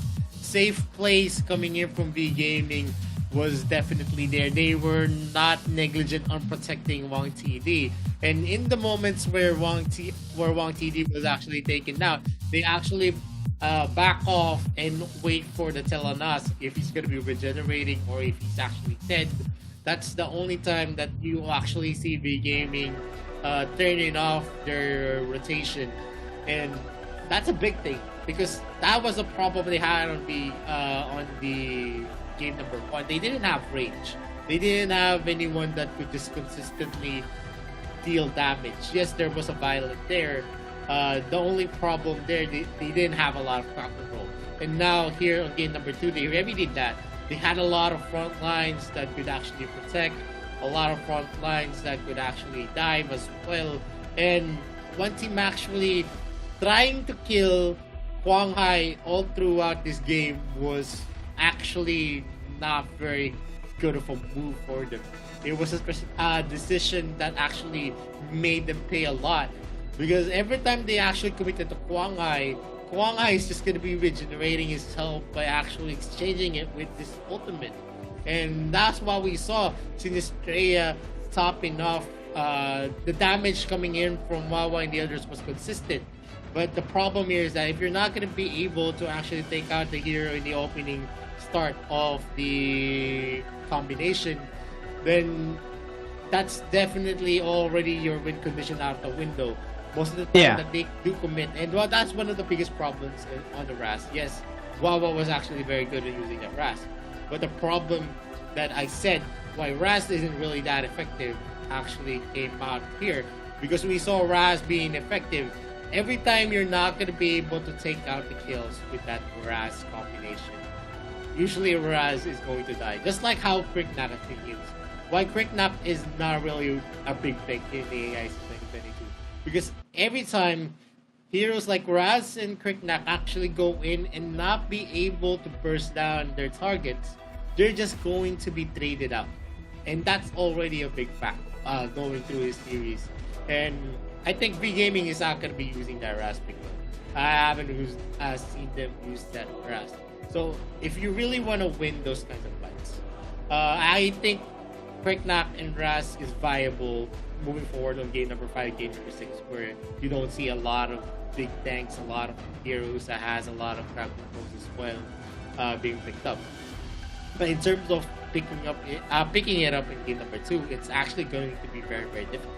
But in terms of game number 2, they actually went for big picks here.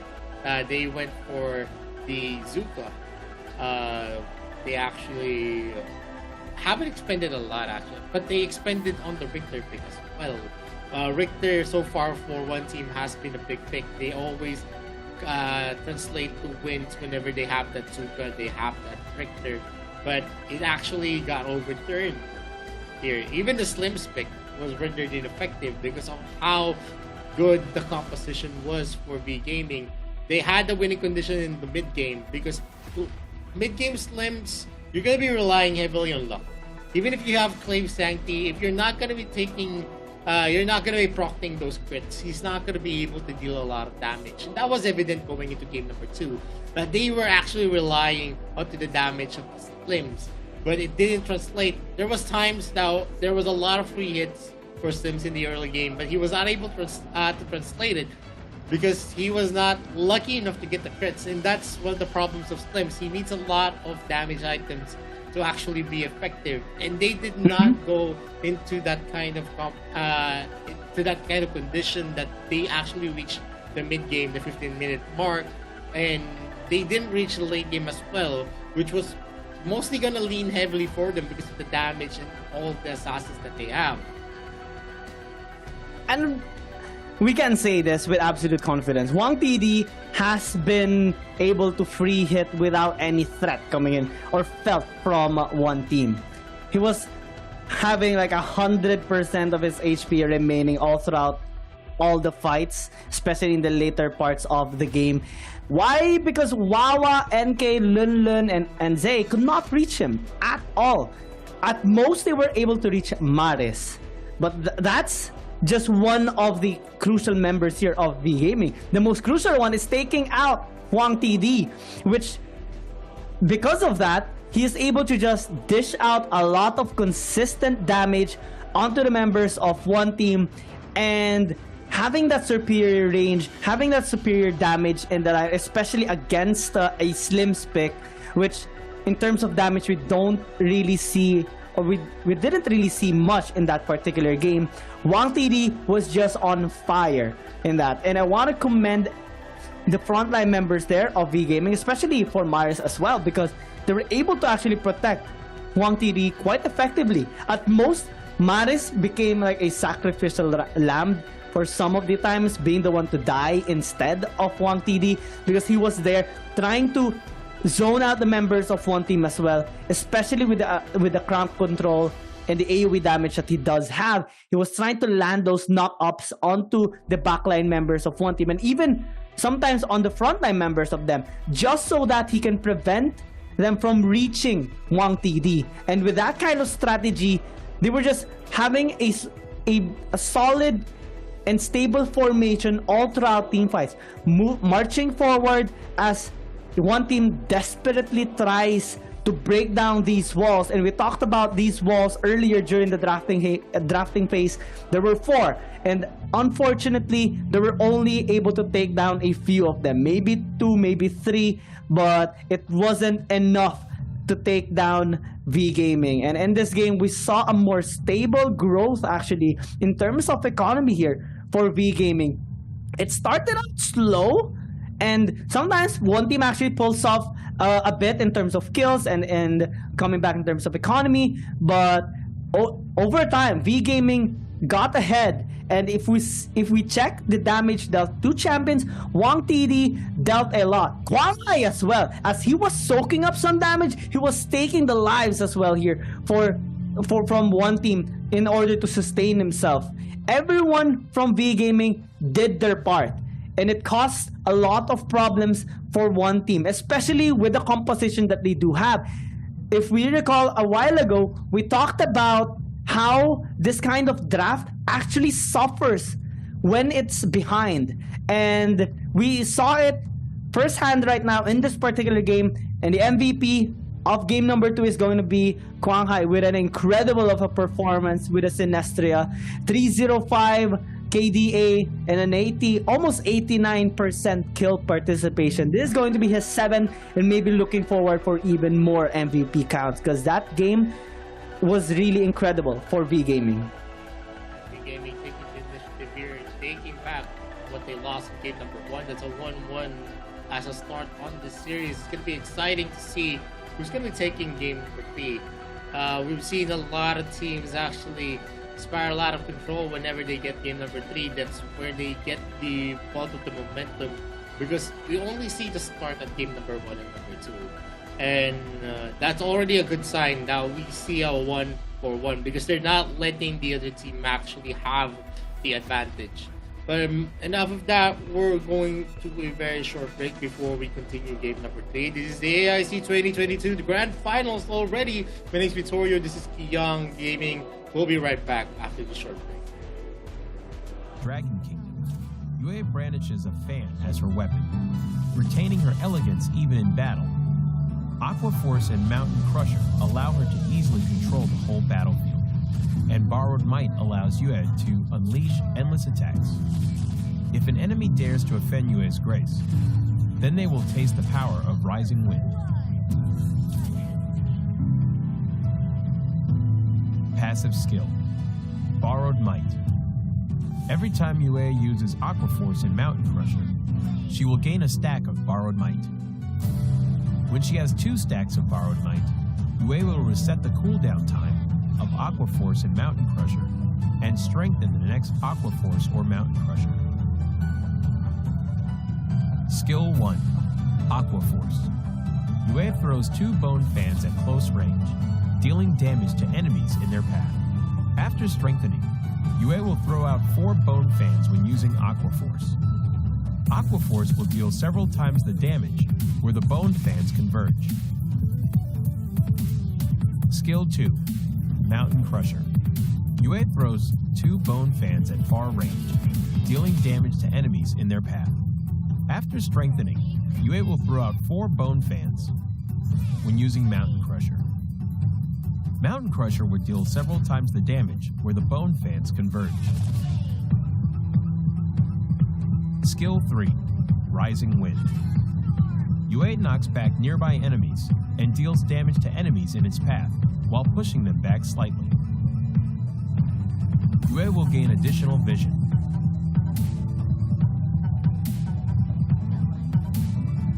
Yue is a long-range mage with a powerful ability to exhaust the enemies, but is complicated to operate. To deal perfect damage using Yue, you need to be skilled in combining her skills to deal damage multiple times stronger. However, when Yue overlaps with the enemy, both Aqua Force and Mountain Crusher can deal full damage. When in the lane period, Yue can quickly clear enemy creeps via refreshing her skills through her passive skill and then assist the side lanes.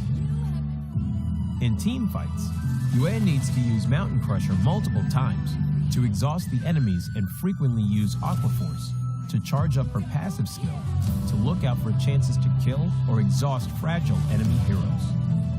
The core combo of Yue is to save up a stack of her passive in advance and instantly use Mountain Crusher twice to deal burst damage. But be cautious.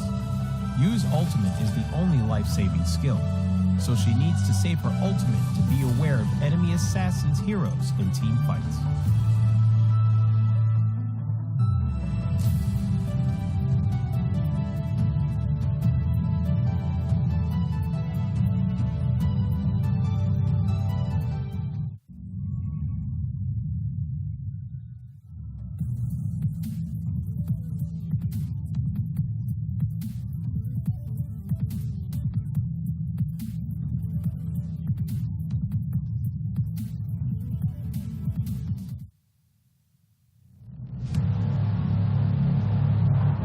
I fight for what I stand for, what I stand for. You testing me, then I go Rambo, Rambo. Hey, I taste the glory, taste the pain. I know what it takes to play. Got the kingdom on my back. I came long ways to engrave my name. Found my pride at the borderline. I will never back down till my dues are fortified. Hit him in to get a little cautious.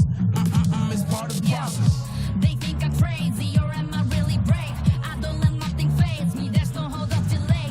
I still survive, I own the confidence up in my mind. I'm running towards the light, it's time to shine and go take flight. No pain, no gain, if you don't wanna fade away. The both ways, hope pays. Heroes moving silence when they say the day. Yeah, I'm a queen, I overcome relentless pain. And I got it in my genes, I pass through anyways crisis. No matter what the price is, prepare. Protect my people, always beware. There's always the rivals everywhere. From you on the light declare, I'm riding to the air.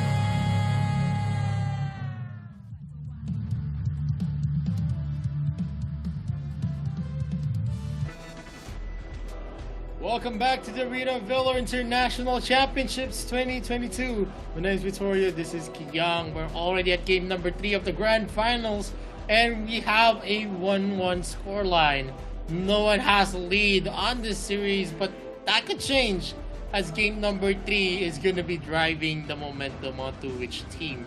And, you know, it has been a crucial part here. Whoever wins game number 3 is always going to have the better time in the second part of the best of 7 series.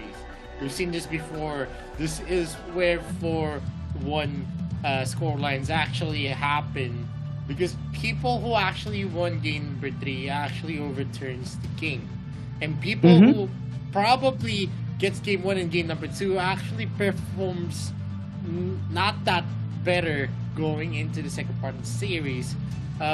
We already have the global ban picks. You're not gonna see some of the hot picks such as the Lorian on the side of the gaming. They haven't expended a lot, honestly. Yep. In terms of the investment in game number 2, both teams actually tried to play it conservatively.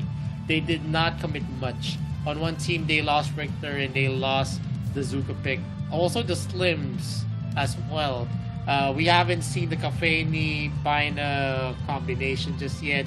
You can probably see Elsu onto the hands of V Gaming yet again.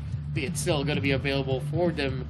In terms of the support, Thane and Baldum is still a pick that is going to be big for V Gaming. Although they have lost Omen, one team already lost the Baldum. They still have the Thane. Omen is still open. Lorian is definitely a pick that they could utilize as well. They only lost the Raz pick into game number 2, which is not really a big loss in terms of the global ban picks. And we don't see much of the impact that Raz could bring. One of the reasons here is that whenever Raz is going to be picked up, you need to actually secure the kill. And with the kind of composition that V Gaming fielded, they were able to negate the effectivity in most of the heroes out there. And the only winning condition that they have is to take out Wang TD, Telenas. And you could actually see, whenever Telenas is actually open and being able to actually deal a lot of damage in the distance, they actually win the fights easily. They do not struggle that much. Yes, you actually try to feed them the Arthur, you try to feed them Marsis Lorian, you try to feed them Amelie. But even if you kill those 1 or 2 of those 3 heroes that I mentioned for V Gaming, it doesn't matter as long as Wang TD is alive and breathing. We only focusing on getting his hits onto the backside. There's no sustainable heroes on one team. No one was able to soak up the damage coming in from the Telenas. And that was a problem that they had. And like I said, NK can only tank so much. He's more of a warrior that is made to actually get the kills fast, especially into the mid game. He's gonna be able to sustain as long as he's gonna be able to hit. But because of the crowd controls that you actually see in V Gaming, it was impossible. He was being knocked back. He was being knocked up. There was also some of the out of chaos coming from Telenas, and that's a lot of crowd control. As long as Lubu is going to be chain crowd control, he's not going to be effective in most of the fights because his sustainability actually comes from his normal attacks whenever his Conqueror ultimate is active. And Dane has been banned out here by V Gaming as well as the Omen. So that's two tanks being target banned here by V Gaming because they one team doesn't have Zuka, they don't have a Nakrot as well. Lorian is definitely someone, a hero that they could actually pick out because V Gaming is now going again for their first pick level. And the last time they did this, they actually won it very easily because of Double Trouble. It has a lot. It has a lot of impact into the game. It can be paired up with a Roxy as well. So pick potential wise, V Gaming can have that kind of path towards this game. One team right now with the first pick, with the first hover on the Hayate, we know, okay, one team is not gonna hold any punches anymore at all. They're gonna go straight on, head on into a team fight with the Kunai Blitz and the combination here of the knock up of the Lorian and the AoE damage as well. So those two picks alone is already big, and I want to commend V Gaming actually for picking up the Baldum because this gives them a chance to actually suppress them down and reposition really well to counter that kind of team fight against one team. And it happened to them actually during the first game. Take note that Zay did a wonderful job in the Holy Dragon fight with a 4-man wild prison against everyone on the side of V Gaming except for Quang Hai because he had the Conqueror. So this time they have that kind of tool to engage and collapse against one team. And this should give them at least that kind of stability in their lineup, especially that now they invested with the Crixie pick as well, one of the most used heroes by Maris in the mid lane that actually has a lot of impact in their games, especially that it normally translates them into a win, except for the game that they actually had against one team last time in the upper bracket final. It was also a similar lineup wherein one team, Wawa, had a Lorian in the mid lane. What's different about this though is that one team does not have a Violet. Instead, they have a Hayate and another really strong frontline, which is the Lumber instead of a Thane. So the kit is still there, but team fighting more is invested on the side of one team compared to just having more paths or like tentacles that can grab V Gaming any parts of the game. So as we head on to the second banning phase, V Gaming is opting to remove some of the high threats in the jungle. Talon can actually be used there, which can aid one team in terms of dishing out a lot of damage. One team recognizes, okay, V Gaming hasn't picked up two of their most used heroes here. The Zuka hasn't been used just yet, so might as well remove it right now because it can actually give a really big impact in the game. And also the Nakroth of V Gaming. Quang Hai is really pristine on this Nakroth, and he can rotate quite effectively across the map and snipe out these crucial and squishy members of one team. Yeah, definitely. It's a scary prospect when you actually think about it. When the Double Trouble hits, if Nakrot was picked up by V Gaming, they're going to be able to have a combination that's going to be hard to actually counter. There's a lot of knockups. The double trouble's gonna hit. You're gonna have the knockup coming from the Crixie, the Jury Fury, the Joshua's Blade from the Nakrod. And if you pair it up with the Wild Charge and Wild Prison as well, it's a very long combination wherein most of the pickoffs that's gonna happen is always gonna be on the side of V Gaming. And they can still make this work. Zuka is still gonna be available, Kira as well. They've banned out a boy for themselves, and they are going to be pairing it up with a Wonder Woman and also a Richter that's bringing a lot into the table. You're going to have a lot of AoE potential in terms of the counterplay potential as well on the ultimate of the Wonder Woman. The Braces Submission is definitely a momentum changing ultimate, as well as the Wild Prison and also the combination with the Mark of the Hunter. Birdel P as using that Richter. He's been very, very aggressive on the usage of that Richter. He always goes for the back line. And what one team is going to answer it with is going to be a Yan against a Richter. And most of that kind of 1v1 scenario, we actually see Yan going, actually having the better time in terms of the traits that he can bring, the ability to actually just zoom in and zoom out off going into those 1v1s. There's also going to be a hover onto the Kira.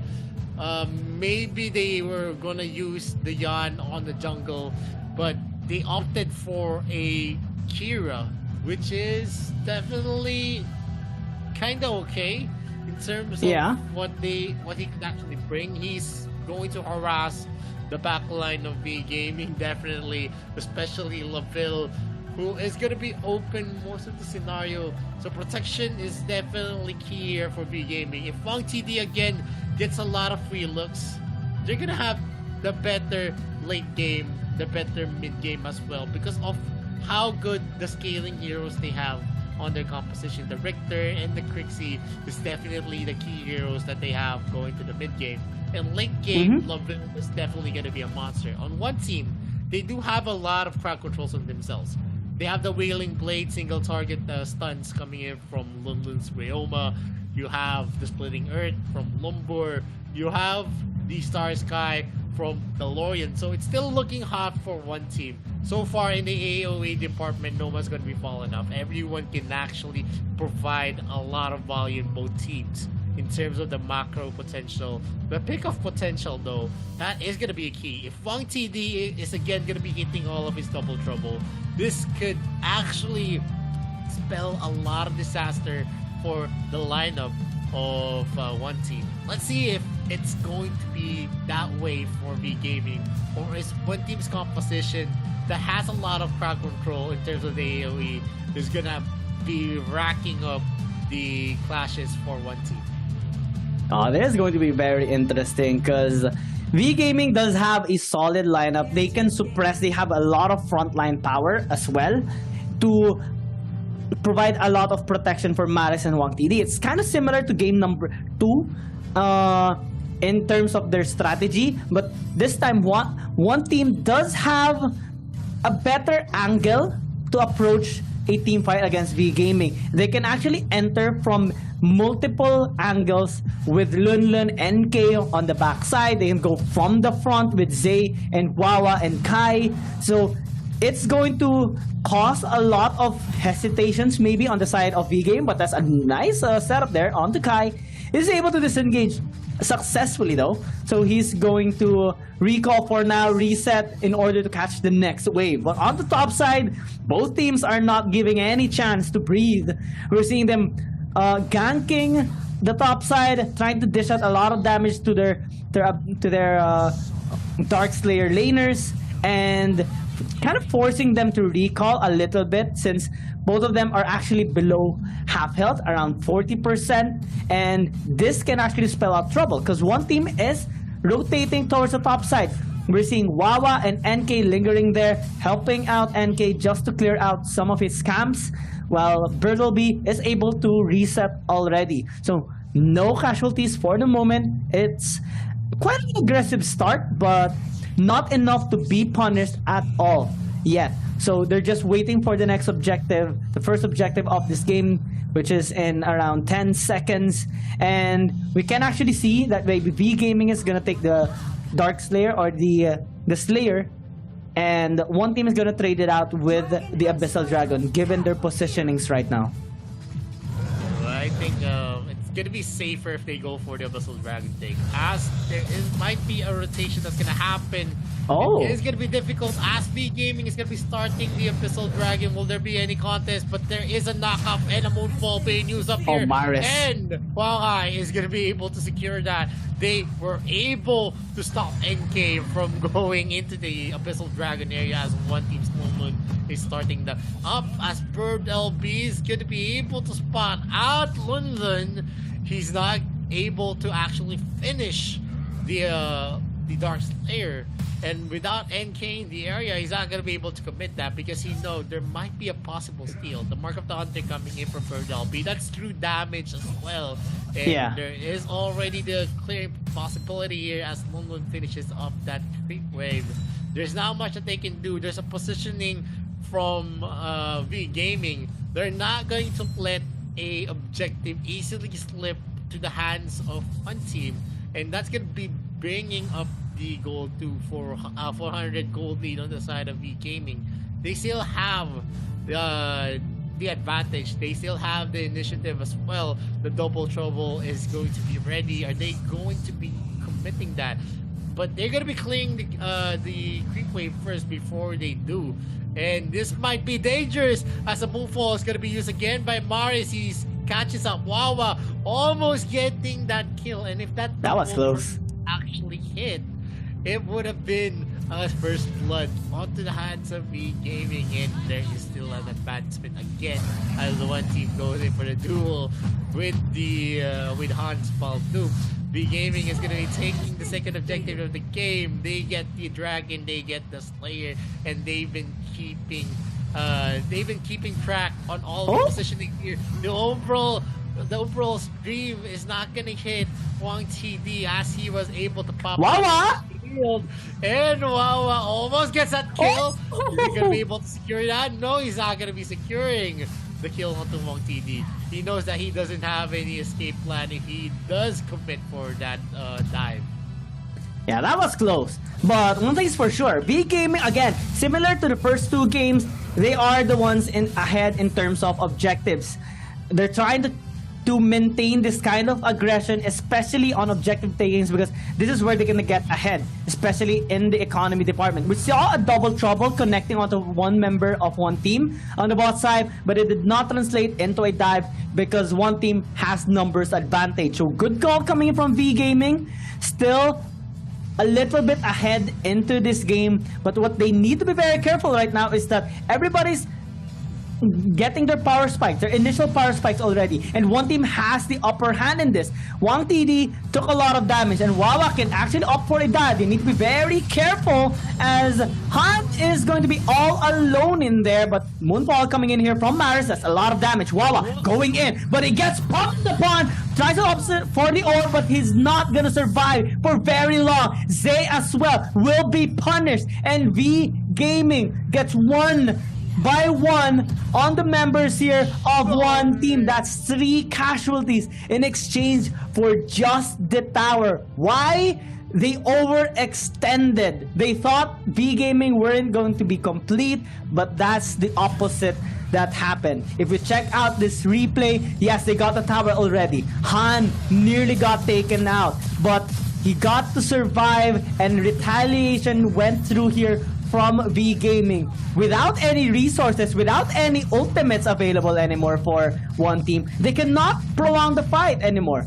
They lost it, and with a big check against them. I mean, that was a very long take, and that was actually bad for them. And that's a Wild Prison actually getting it in. Han is going to need to run. Oh no. He is going to be taken though. Lunlun will be taken by Huanghai and also Wang TD. The double trouble, the Wild Prison, all of it just connects, and the orb's duration is just not enough to actually save Lunlun in that scenario. They could have just given it back. In that kind of scenario, you're just piling up what was being built here. And the splitting earth is going to be used, but the second tier turret is already down and out of the count. That's an early take here. 7 minutes of the game, and B Gaming is already having the traction that they need. And definitely one team is trailing here. If they're not going to be able to burst down any members of B Gaming in the opening sequences, they actually committed a lot into that first clash that happened. Wawa with the Star Sky, the Splitting Earth, the Goodnight Blitz. You also have the Fading Phantom from NK.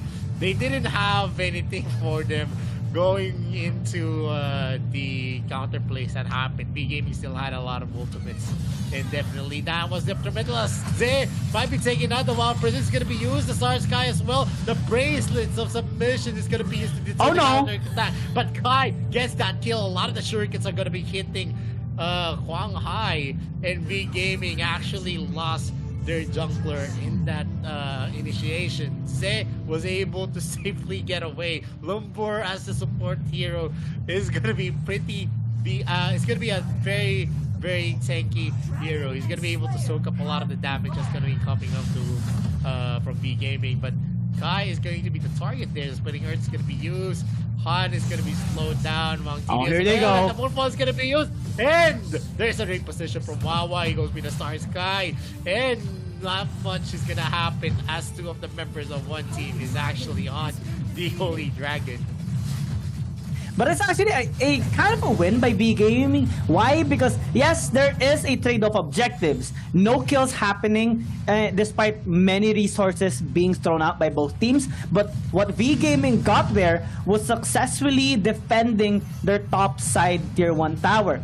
They lost the bot side earlier, but in terms of structures, they're actually ahead. In terms of objectives and gold, they're actually ahead. So they can still initiate well into this team fight with a double trouble connecting, Wild Prison as well. Without them, they will need to back away for now. They take a round 2 here on the Zay, but they might actually get the kill.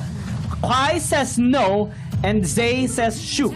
And V Gaming will just opt to disengage for now without able to successfully defend their tier 1 tower. They got kinda excited actually, trying to get a kill, not knowing that their tower actually is gonna fall down. Mid lane, they're trying to push with the Doombringer marching here as well, but it's going to be very risky given the engage that one team actually has in their lineup. Bertleby is actually gonna be engaged here. He is in trouble. V Gaming is very low, but they're trying to commit still into this team fight. They have the AoE damage, especially coming in from Maris and Wang TD. So they don't lose anything out of that, but they did not get the tower in the mid lane. Only some damage onto that tier 1, but one team right now with a better angle, with a better HP percentage, they are trying to squeeze their way across the blue side jungle here of Quang Hai towards top. Maybe setting up for another fight, but unfortunately there's no objectives yet. There's nothing that they can actually bait V Gaming into committing. So all they have to do right now is maybe catch up in terms of economy, since a while ago they were 3k gold down. Now it's only 1,000. One team has successfully caught up in terms of the gold, and this is going to be really good for them in the mid game power spikes, because this is where Kai is gonna start to really hurt. Wawa as well, and their sustainability is increasing even more, and V Game is gonna struggle trying to disperse all those tanky members of one team, because they're just gonna be the ones to take that double trouble for Kai and Wawa. They have 3 front lines. Well, NK is not really that much of a tank, but he is going to try and disperse the members here of V Gaming, because he can actually zone them out given the nice burst that he does have in his kit. And V Game right now are actually being forced back into a defensive position across the map. They're just responding to these pushes of one team right now. It's not going to be that much beneficial for them. They're going to be drawn out later on. Double trouble, again, not connecting. This is going to be a window of opportunity again for one team as they do try to take this Infinite Slayer.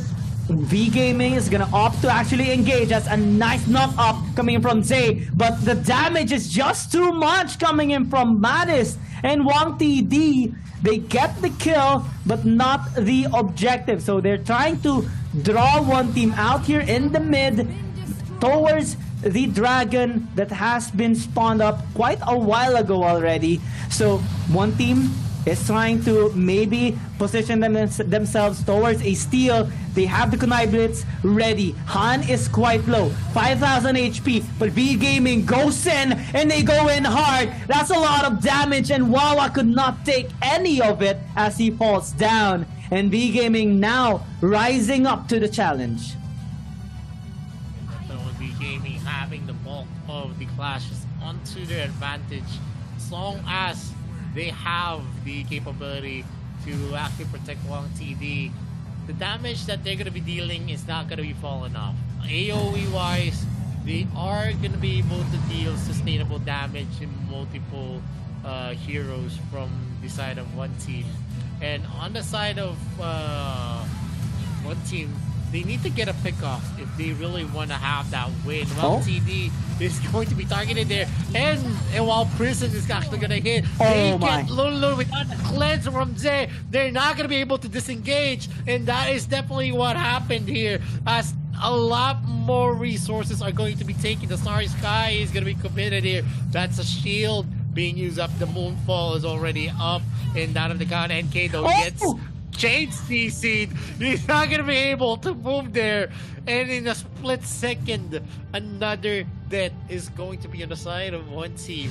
3 members against 5. That's a double trouble being committed yet again. He's gonna be pushed back, but the second tier is gonna be going to be taken while Wawa gets killed by Morris as he goes for a flicker combo with the Moonfall with that Crixie. A lot more.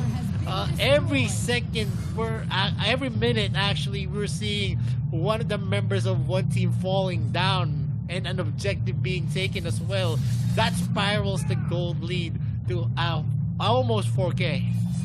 Yeah, one at a time, one team is getting picked off, and it's causing them to lose a lot of momentum in this game. One of the reasons, especially on the top side fight, is that Han landed a nice angle on that Wild Prison to actually imprison Zay and not be able to help London anymore. Now the double trouble connecting onto NK. This is gonna be really difficult. Wild Prison being used, but it's not gonna be that much effective on the other members except for NK as he dies still in that fight. Now 20 seconds before the Dark Lord Slayer spawns, and it's gonna take a long while before NK actually will be able to reach that objective, and they're trying to take this tower down. Still almost 2,000 HP remaining on their mid inhib, but can they actually successfully defend bot? They can't, because Lulun is dead. Bertleby is also on the flank. They broke out the mid lane inhibitor. They might actually go for the end. Wawa will try to defend. He has the AoE damage, tries to reach the backline.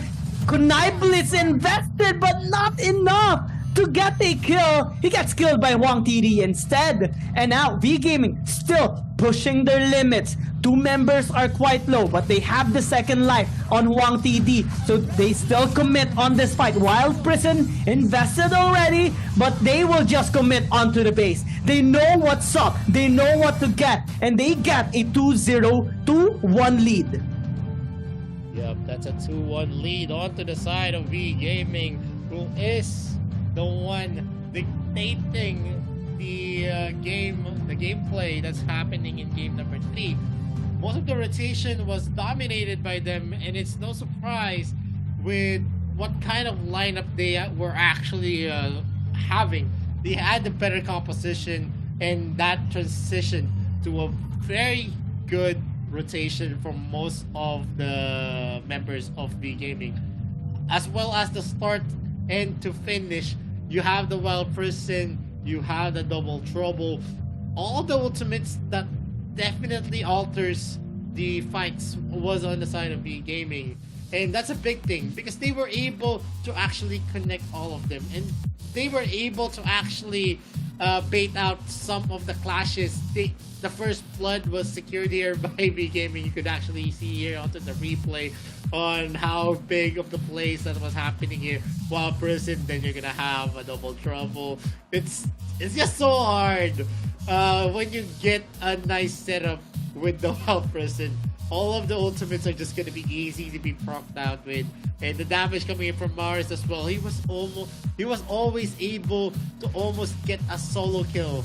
That's how big of a farm that he was able to build in this game. You could see here, he went for a flaker, and one combination, he was able to actually delete Wow out from the map, and that's a very big thing. In terms of what happened in the mid lane, it was all about Maris here on game number 3, and that's something that's definitely going to be felt here by one team. As they progress, they've been committing some of the picks, some of the biggest picks with the large win rates, like DeLorean. They already committed their Zuka, they've committed their Nacron, and there's just so much of combinations that you could actually make here onto their side. Yeah. Aldum was already out. Thane is the only support that's going to be available for them that's actually going to be in the meta. Paina hasn't been picked up just yet, but in game number 4 and game number 5, it's still available for V Gaming as well. And in terms of the picks that have been expended so far, one team is actually, I don't see them having a lot of steam going to game number 5 and game number 6. Game number 4, I think they still have a lot of compositions, strong compositions that they could make. But because of what happened in game 1 and 2 and 3, it is definitely going to be increasingly difficult for one team moving forward into the series, while V Gaming still has a lot at the table. They haven't picked up an Akron just yet. They still have the Yelander, same as onto the one team as well. But going into game number 3, it's definitely a big thing because they were able to effectively shut down what one team was actually planning. All of their crowd controls that they piled up here in game number 3 was ineffective because every time there was a commit onto the Lorian, the Wild Prison is waiting. There was a setup coming in from Mars's Crixie as well. There's just so much damage that you're going to be expecting. And I've already called it. If they're not going to be able to take Wang TD yet again in this game, it was going to be difficult. You have mid-game power spikes on 2 of the heroes. Rector, Wonder Woman, 3 of the heroes of V Gaming, as well as the Crixie, was a very, very big integral part of why they won early into the mid game. Yeah, and I want to highlight as well. For one team, they haven't really experienced yet in the AIC 2022 a really extended series. A match that actually went to game number 6 or maybe game number 7. So this is going to be a new thing for them, and they have to really pull off some wins right now in order to match the momentum of V Gaming, because so far we saw it happening in this game. We saw them losing their momentum, losing their grip. They had their win conditions, but unfortunately they're the ones this time who are consistently getting baited out by V Gaming to commit onto them into a team fight. We saw Han surviving initially in the bot lane and baiting out 4 members of one team to actually commit on him, because unfortunately he's just got too tanky.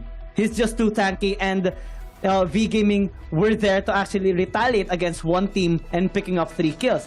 It happened onto the top side as well, and multiple times across the map, and it caused a lot of hesitations to one team to actually commit onto anything. We saw their win. We talked about their win conditions already. They have entry from multiple angles. They can actually choke out V Gaming, but we saw them being drawn into a linear position towards V Gaming instead, and it caused a lot of problems for them in this particular game. If we check out the goal difference over time, we do see one team though fighting back in some of the instances, especially from the 6 to 10 minute mark. But when V Gaming steamrolled after winning more team fights and taking more turrets. They got the upper hand, they got the power spice, and you talked about this a while ago during the drafting phase. Levelpic is a late game hard carry that is hard to beat, especially when you're using a Hayate. The double trouble can be a big hassle here for one team, and we saw it landing consistently, especially in the late stages of the game on the crucial members of one team, setting up for V Gaming and them just throwing all their damage. They have the crowd control, they have the AUV damage from Maris and the damage from Wang TD as well. If anyone wants to commit onto them in a linear path, Han is there to stop them. And that caused the demise here for one team. Yeah, and going to the series, I think V Gaming has been, we're seeing a re-emergence of how aggressive they are. And the MVP for game number 3 is going to be Wang TD with that level pick 406, a perfect game for himself, even with all of the intervention coming in from one team. They've been targeting the Abyssal Dragon lane repeatedly, and they were not able to secure a kill onto Wang TD, and that was one of the key points here. Whenever there is going to be a prolonged team fights where you throw all of your ultimates, it's better to actually just fall back. But they went in hard and went for a commit, and that opened up a lot of gaps on their defenses. Especially Maris just teleporting in, trying to secure a kill onto Han's Baldoom, which isn't really a big and prime target. If I was gonna go for a kamikaze kind of play, I would have targeted more suitable heroes, maybe like Wang TD, Quang Hai as well, and Maris. Those are heroes that definitely gonna be rewarding if you get a kill, especially in that kind of scenario that you're going to be traded out. But in terms of them wanting to actually just finish up the kill on the Han for a first blood, I don't think that's going to be worth it, because it's not going to be bringing a lot to the table. You're going in for a trade. If you say a trade, it should be in equal terms. And I think a support for a mage isn't really a big trade where you're going to have the advantage. There's not much of any objectives that they could take, though. They were able to take the first year turret already onto the bot lane. That's already a big win. They actually went for a decision to actually take Zhe, but because of Zhe being too tanky, it was just so hard to just, have that certainty that most of the time you're going to be able to have that easy kill. And looking at the global bandit picks, looking at V Gaming's game 1, game 2, and game 3, you don't see a lot of big picks, except for game number 3, where they expended the level pick, the Baldoom, the Crixie, the Richter, and also the Wonder Woman. But there was also a commit here from one team. They actually took out the Kira, the Lorian, the Hayate, and also the Lumbor. 4 big picks in game number 3, yeah. And they still a lot against V Gaming. And looking at their game number 1, they went for 5 big picks. They lost it again. They actually was able to capitalize on that. They were able to win game number 1, but in game number 2, they actually went soft. They went for a half investment in terms of the hero picks, the Raz and the others. And it turned out very disastrous for them since they lost game number 2. It could have been a 2-0 where they could commit game 3 and game number 4 for big picks. Because if you have 3 wins already on your side, you don't really need to think about what's gonna happen going to game number 6, because you're always going to reach game number 7. That's the kind of confidence that you want to have going into your picks. And them not being able to cash out on their first big investment in game number 1 is definitely going to be biting them back, as game number 4 is going to be increasingly harder, and as we go to game number 5, a lot more harder for one team, because as the game progresses with the big investments that they made, there's just so much combinations that you can bring. And I think some of the picks that they've exhibited where they get the wins is because they already have advantage in terms of the advantage on the series win. They usually get confident after they get 3-1, 3-0, and that's not what's happening here on this series. And so far, with one team's ban, they banned out the Elsu, they banned out the Roxy. I think Roxy, here's like the Omen and Roxy in the support. We actually see the K-Vats there. Whenever they're not able to use their ultimates, they're mostly sitting ducks.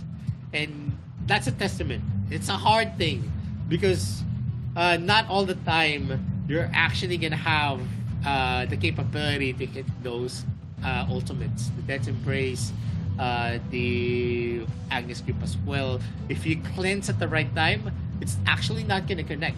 And we've seen it before. That's why Roxy has been in a loose streak so far. But what V Gaming is going to show us, because of the Joker first pick from one team, they are going to be picking up two big picks here. That's a Thane and a Kafeni. It's a very big pick because Thane is definitely not going to be an easy target for that Joker. Usually, when you pick up a Joker, you want to have the capability. You have to have a lot of squishy targets that you could actually kill out. Joker is not known for sustainable damage. He's not known for damage that's going to be making tanks real, making tanks get back. Of course, in the early to mid game, he's going to be able to because the canned laughter and also the killing joke. But in the late game, Joker actually falls off as a hero that brings damage to the table. Yes, you're gonna have some passive, but it's not a damage that's going to make the tanks just roll out, and you're gonna be able to take out the Thane immediately. And that's already a good counter for the side of V Gaming, because they picked up a Kafeni that's not really gonna fall off from early to late game. Definitely Clay Sancti, and then one additional damage item, and that Kafeni is already set for the game. That's how big of a pick Kafeni is right now. And they're going to be pairing it up again with another tanky hero. It's a Scud. They are targeting that first pick Joker definitely from one team. They want to make them suffer.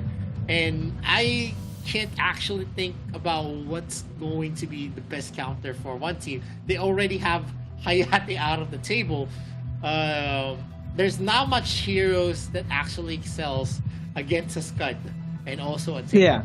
There's just so limited numbers. I think Lorian does well against tanky heroes, but that's not going to be available. They picked up Liliana to maybe counter the Kafeni, but that is still a big thing because we've seen how they protect Wang TD. And as long as Wang TD plays it the same way he played Game 2 in Game number 3, I think V Gaming still has the better first 3 picks because there's a lot of protection, there's a lot of damage that's going to be afforded onto V Gaming as well. And if you pair it up with another mage that's going to be providing a lot more protection, like the Annette, it is going to be increasingly hard for one team going forward in this series.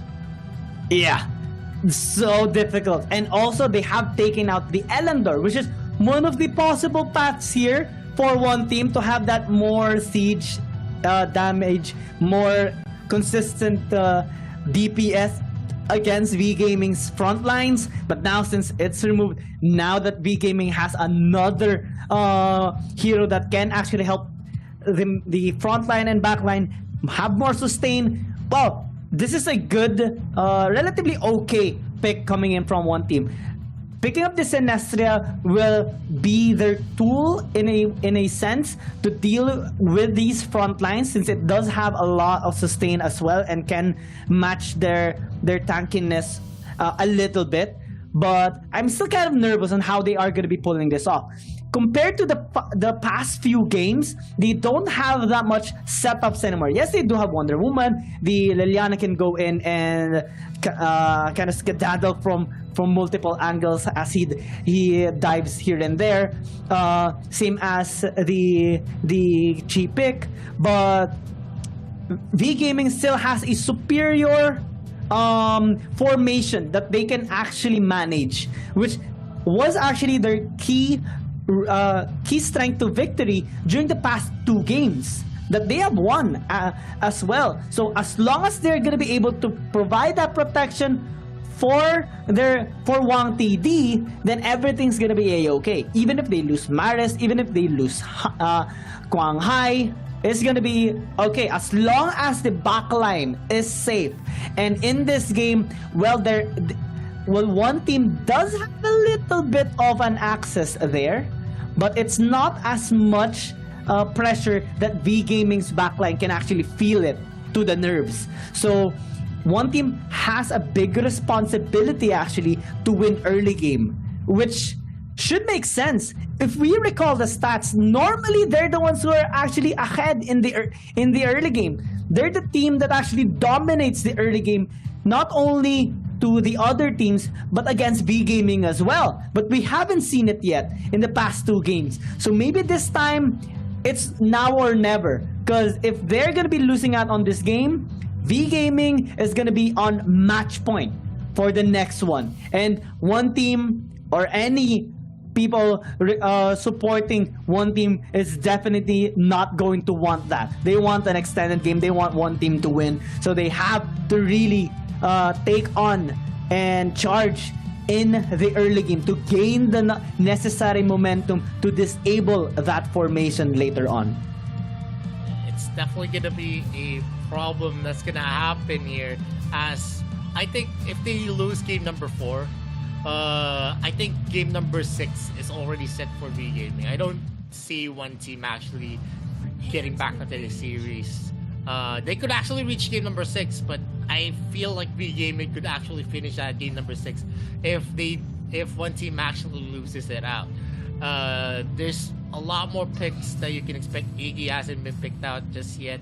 Dirac as well has been very, very effective in most of the series that we've seen here in the playoffs. And V Gaming is going for a standard start as well onto one team. Not much of any aggression coming out from the lineups. Even with the tankability of the heroes that you can see, the Birdolby Scud is not gonna have the time here. But as Han catches out Zay, they are running for the high heels. He's not gonna be easily be pushed out of the brushes as Wang TD just damages up that Seagull. He's opening up the possibility for to take their this god. Dolby is definitely going to be winning that 1v1. Lolan actually suffered from that, and Scud, as he grows tankier, adds a lot more damage to his kit, and definitely it's being felt here by Lunlin. Birdolby is going for a start. Power Glove is going to be ready. He's actually misfired his second ability though, and yeah, he's going to be charging that yet again. He hits Lunlin, going for a trade. That's a wild beast charge being used up, and K is actually joining in the fray. They might actually take Bird LB here, who is alone, but he escapes narrowly as a miss on the blinding light from Wawa is not gonna connect. That's quite sad. One team could have gotten that first blood onto Birdolby, but unfortunately, this chance is gonna give them the opportunity actually to take this Abyssal Dragon. There is a trade though on the other side of the map. NK being able to take out that Dark Slayer for themselves as well. So this is a good start coming in from both teams, especially for one team this time having the objective taken for themselves. What they need to be really careful is the next objectives, because in the past few games that we have seen in the series, V Gaming has been consistently getting the objectives for themselves, and it actually helps them in their scaling so much that one team can no longer beat them in the scaling department, and it causes a lot of micro problems in the team fights that occur against them. So if they are going to be able to match the objective takings and maybe even get some kills across the map, since they have a lot of setups with Zay, NK, and Lunlun, maybe Wawa as well as he ganks here on the bot side, maybe they can increase their momentum, especially in this game, because V Gaming will take time to scale up. They need to just farm out in the early game and keep up with the waves crashing onto their towers. But what I like about V Gaming right now is that they're making plays across the map. Here we see a gank onto Lulun. Can he actually escape? Might actually be no. First blood gonna be handed over here to V Gaming, and answers none from one team. Yeah, they've been targeting the Abyssal Dragon lane a lot, but because it's a Thane and a Kafeni combination, it's a hard combination to actually dive. You're gonna be punished mostly if you're not gonna be able to take Han on that Thane on the openings start of that dive, because if Han is alive, he's just gonna be pushing you to the kill zones. He's gonna be pushing you to the reach of that tower, and I could say, especially in the early game, that the tower is one of the most hurtful things that could deal a lot of damage in a short amount of time, especially in the early to mid game. And NK on the Sinistrea, not so hard. I feel like he's gonna be able to live in some of the scenarios because of the tank ability, and he's gonna be able to use his ultimate on those heroes. And as I say that, there is gonna be a commit here, and the passive of the Thane has been procced out. He's not gonna be able to pull Han though. That was a nice attempt if he was able to actually preemptively use the Lasso of Truth while he was regenerating his very, very low health. He could have pulled Han to the kill zone, where Kai could have maybe secured it with a cat laughter and with Wawa in the area as well. It's just going to be pushing up the creep waves, and they're going to be safely clearing up the waves yet again, while we see B Gaming's Kwang Hai going out. Verdel B as well is being pushed back here.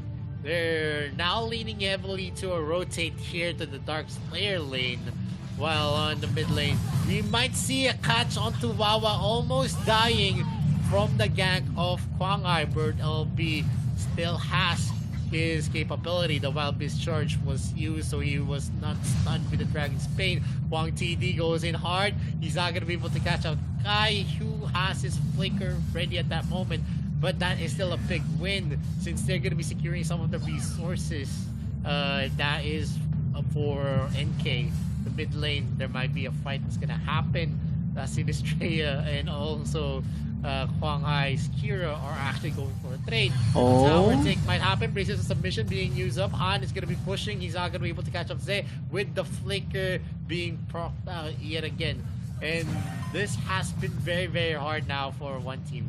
And the problem here is that they don't have anyone that could peel off the health of Han.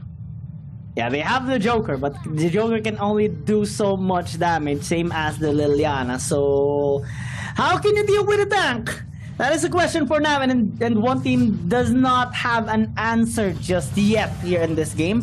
They are trying to answer back, though, in terms of objectives. This is a good sign coming in from them at the very least, because they're going to be able to match the economy a little bit from V Gaming. As they lose their tower in the bot side, V Gaming is still up by almost 1,000 gold, and this will give them the chance now to rotate towards mid, towards top. We're seeing a gank as well happening to Birdle B, but given his high durability and sustain, is going to be able to disengage successfully. And the bot side, Zay might actually not be able to. Pops out the orb to survive, and he will be able to disengage.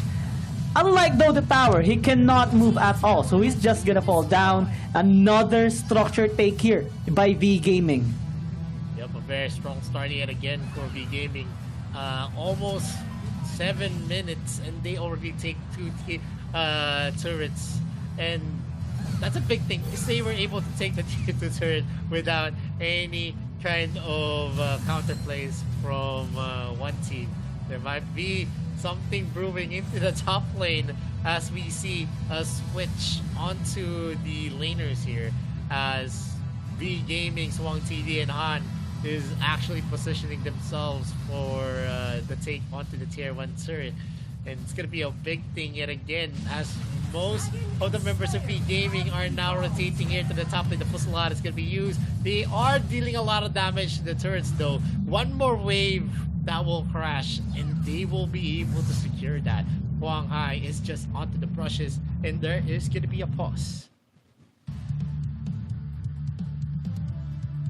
Yeah, that they definitely needed that pause for now, especially if they are experiencing some technical issues. We have to make sure that the players are having the best possible experience in this game, especially that it is already the grand finals in the Arena of Valor International Championship 2022. So we have to make sure no technical errors are being experienced anymore, especially in their kit, like the headset, maybe in their camera system, in their phones. Maybe a lot of things has to be considered here. So good thing that there are some moderators checking on them as well, making sure that all those problems are being addressed and patched up as quickly as possible, so that the players, not only from one team but also from V Gaming, will not lose their momentum, because these pauses can actually affect their mental state.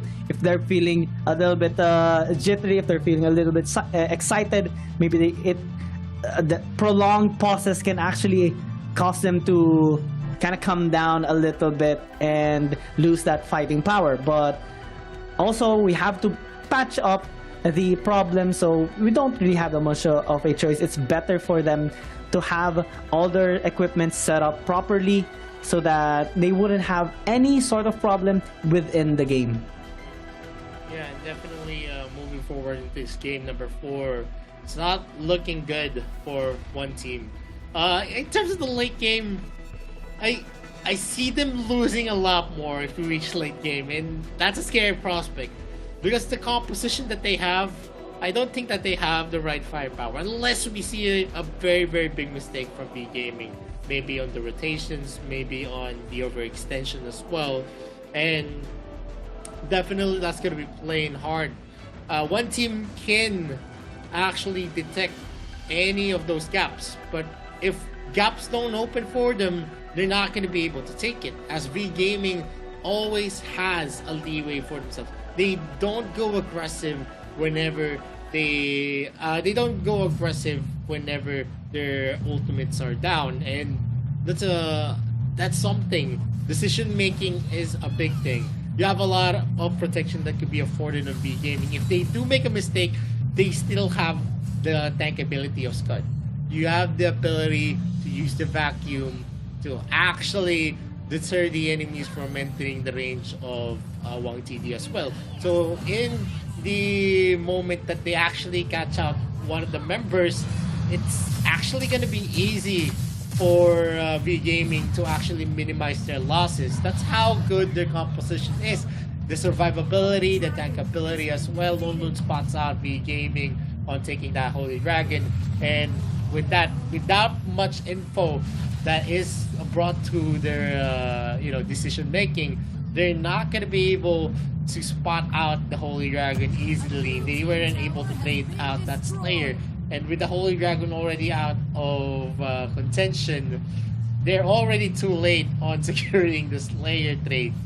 And with the first year turn onto the top lane, I can imagine the pain, the suffering that one team needs to actually outlast the members of the suffering. There is going to be a clash again, brings a submission. There is a Dragon's Bane, but the cleanse is just going to be on time. A push yet again, and Wawa gets taken down. Morris was on time on using that vacuum to save his teammates, able to stun the members of one team and overturn to their initiation play. And even if they get that, a lot more resources are going to be afforded onto the side of V Gaming. They're going to be able to push the mid lane now easily, as all of the turrets from the side lanes are out.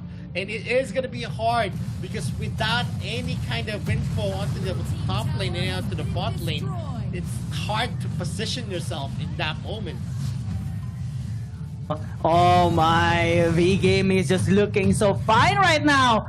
And one team has no answer at all in that team fight. They just cannot penetrate these frontline members of V Gaming. And if you cannot penetrate them, how can you even dream of reaching Wang TD or even Maris at this point? V Gaming is just too tanky, and they're creating a much thicker and taller wall right now for one team.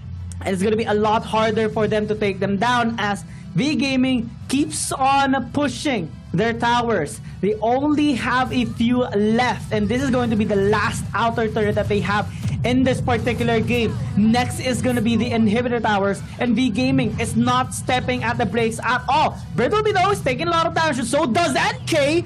Almost getting taken out, just a small margin of HP left in him, but not for London. He falls down. Here comes Han diving onto them, especially that knockback, not connecting onto anyone, but with the Slayer marching into the bot lane. It will give them the space to push out mid, and it will leave the top lane left here for one team. But do they really need to push the top lane? They can just end this game right now. They dive, desperation plays, but they're just too damn tanky. One team cannot defend at all, and V Gaming now at our match point, they're giving deja vus right now towards one team, but it's exact opposite. It's 3-1 favoring V Gaming. Yeah, but one more win. You can see the composure on the faces of V Gaming's players. They're ready and poised to strike. And game number 4 is taken by V Gaming, and it's so hard going forward in the series for one team because of all the picks that have been expended, all the picks that have been used, and them going for a first pick Joker actually opened up this game number 4 to the actually served up game number 4 to the hands of V Gaming. Them knowing the kind of composition to counter the Joker, it was an easy composition. When Joker is picked, the only weakness that you could actually take from the Joker is that he is not able to kill any tanky heroes easily, and that's what happened all throughout here. They did their best. They tried to fill up the gaps that they had, but in terms of the compositions that they filled, it was just impossible. It was very, very impossible in terms of team fights, in terms of exchanges, in terms of trades, in terms of pickups as well. They can't get easy pickups with the kind of composition that they have. And that enabled V Gaming to have this dominating win. 12 minutes into the game, and they were able to secure this for themselves. And moving forward, game number 5 is definitely can be taken by one team, but I feel like my game number 6 prediction, V Gaming is actually going to be able to back this and maybe get it at game number 5 as well, with how well that they've been playing so far. We saw one team all throughout AIC 2022 to be the one who does what V Gaming was doing in this series, and the tables have turned. And we've discussed this before, Young Gaming. We were discussing the people who usually have the leeway in the upper bracket always gets taken down easily in some of their games, especially in the finals. We like the underdog stories. We like the redemption stories. I feel like redemptions. I feel like the Heat is with the team that has played a lot more games going forward in the AIC. And they've matched up with a GCS team like Bikertopia, who is on the same, almost in the same caliber as one team. So they already have an inkling on what to do, and because of their matchup as well on the upper bracket, they already have an experience of facing up with one team. And them overcoming what one team is doing is actually very, very big. They have been really doing great. Game number 1 was definitely they almost had that game number 1 as well. That's how dominating V Gaming is. Even in the matches that they actually lost against one team, it was a very close fight, and they had the advantage. And if this continues, if we see again in game number 5 that they're not going to be able to secure the kill, I'm very afraid, and I feel like it's going to be already on the side of V Gaming. But one team can prove me wrong. I like being proved wrong, especially in this type of scenario, because they prove me wrong, then it means that they have something. Maybe they have a strategy that they have in store in this kind of scenario. So probably one team still has it, still has something for game number 5, but I don't think game number 6 is going hot for them as well. I feel like V Gaming's power index in this series is already up at the 70 to 30%. 30% win rate for one team and then 70% for V Gaming. I'm just kind of thrilled right now, especially on what's happening. We're seeing V Gaming improved significantly and having the better read this time against one team, despite that not happening during the upper bracket finals. Actually, the reverse one team reading them like a book. So this time on match point against V Gaming versus one team, it's going to be really difficult now for one team. They have to put everything on the line. In terms of heroes that they have used during this AIC 2022, they have invested a lot. But in terms of their primary picking, I have been keeping track in the hero usage duration of V Gaming versus one team. They have actually some pocket picks or like comfort picks that they haven't used up just yet. Like the Roxy, like the Laville as well, and the Elander that has been banned away during that particular game. So they still have tools here. What they need to do this time though is fully utilize those tools in the best possible time rather, not just right. It has to be on point this time because your backs are against the wall in this game.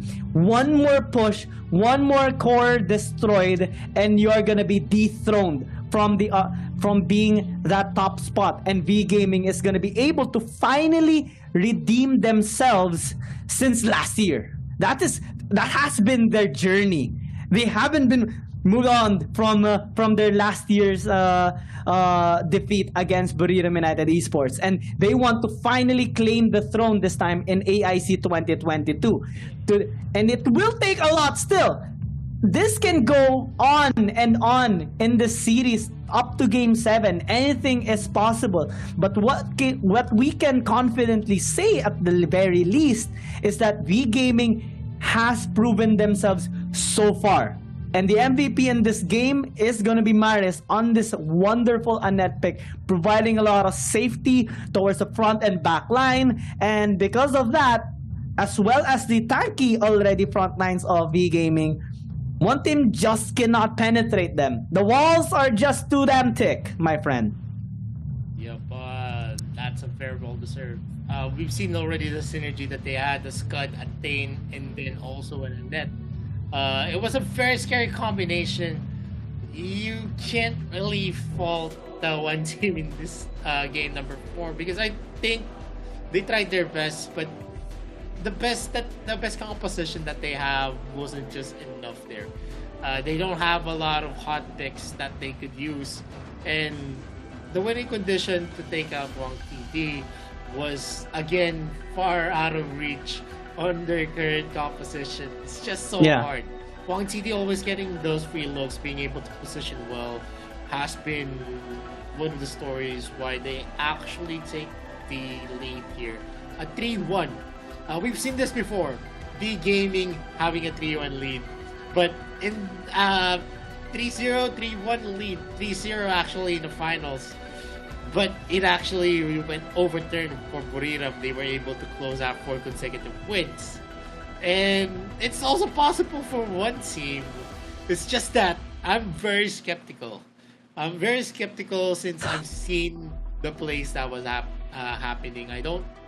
I'm not saying that one team is weak. It's just that V Gaming is in their prime condition, and there are those kinds of instances where everything is just falling right into your hands. And there are still a lot of compositions that can be fielded here for one team. They haven't picked up player L'Oreal yet. I don't know if the Azenka pick is going to be hot still. They do still have some. They still have a Laville pick as well. Slims could be picked up. Apina Slim's combination with the Kafeni as well onto the hands of one team, and that's still a lot. And if they could make it work here in game number 5, it's definitely still, and I could see them winning game number 5. There's a possibility. It's just that in game number 6 it's gonna be tricky. We know that even if there is going to be 2 consecutive losses, V Gaming will have the capability to, have the safeguard that they're going to be reaching game number 7, the reset. Whatever happens in this series, even if they lose game number 5 and game number 6. The ones that are going to be pressured though is one team who needs to win everything, because one loss is all it takes for them to be knocked back to second place and to have to be crowned as champions of AIC 2022. And that's a big factor, and those factors could actually affect your mindset. But these guys are very experienced. They've been here in the international scene for so long, since 2021, from AWC to AIC, and now to 2022 AIC as well. And going back here, game number 5 is going to be starting. V Gaming hasn't expended a lot in terms of their mage picks. They still have Iggy, they still have Liliana as well. They did lose out some of big picks, but they haven't picked up Nakrot, they haven't picked up Elander, they haven't picked up Zuka. So those are picks that are definitely going to be helping them. But in terms of the sustainability, there's just so much that you could feel there. Roxy is definitely viable. Probably you could pick up Ibnet, since Balduma's already been picked out. Tain is going to be available for one team. They could use that up. Laville, Kafeni, Telenos is also going to be available to them. But in terms of the mage picks, they could pick up the Crixie. They could actually mirror what V Gaming was doing with the tanky builds and also the Annette.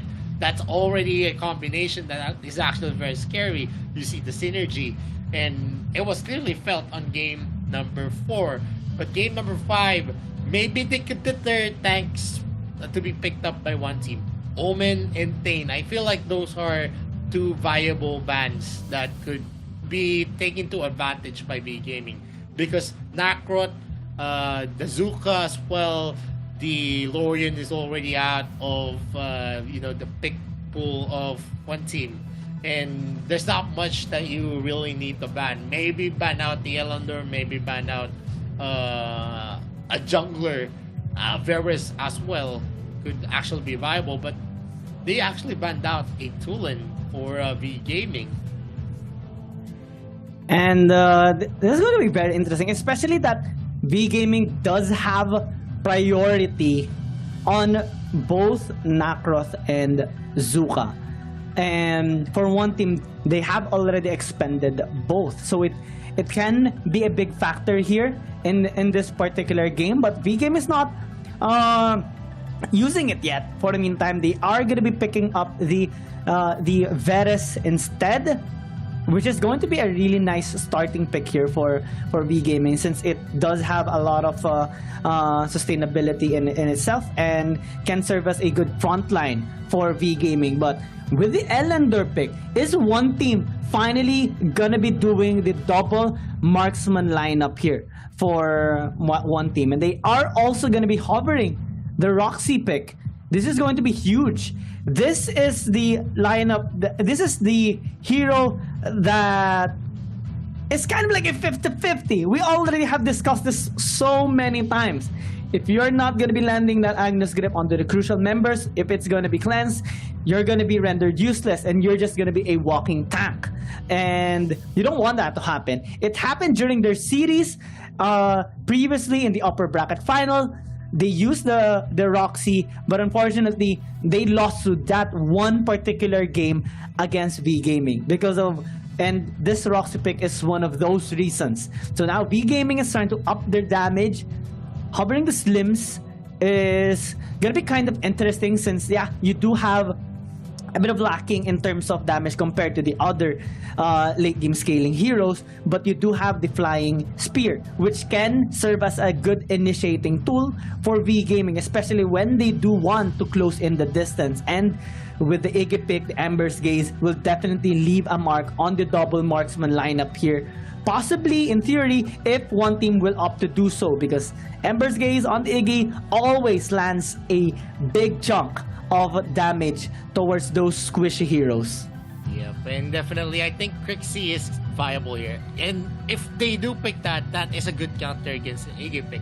Because if they don't pick up the Crixie, it's definitely gonna be in the ban list of V Gaming. And I could feel it actually because AG doesn't do well in terms of, you know, as the damage that Crixie could bring could actually just burst down the Iggy in some of the instances, especially in the composition right now of V Gaming. That's two squishy heroes on their first three picks. They need one more tank at least to actually help them sustain the clashes. Crixie is definitely going to be dealing a lot in terms of the mid-game spike that he has.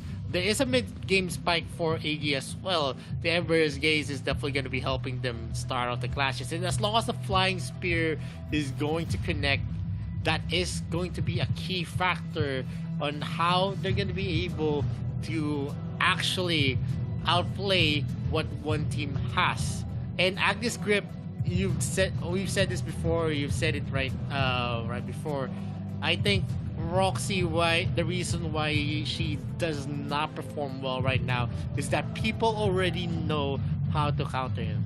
The players already know, and the biggest weakness of a Roxy pick, you need some kind of initiation to actually safely connect that Agnes Grip. But what if Cleanse was actually handy and ready when you are going to use that?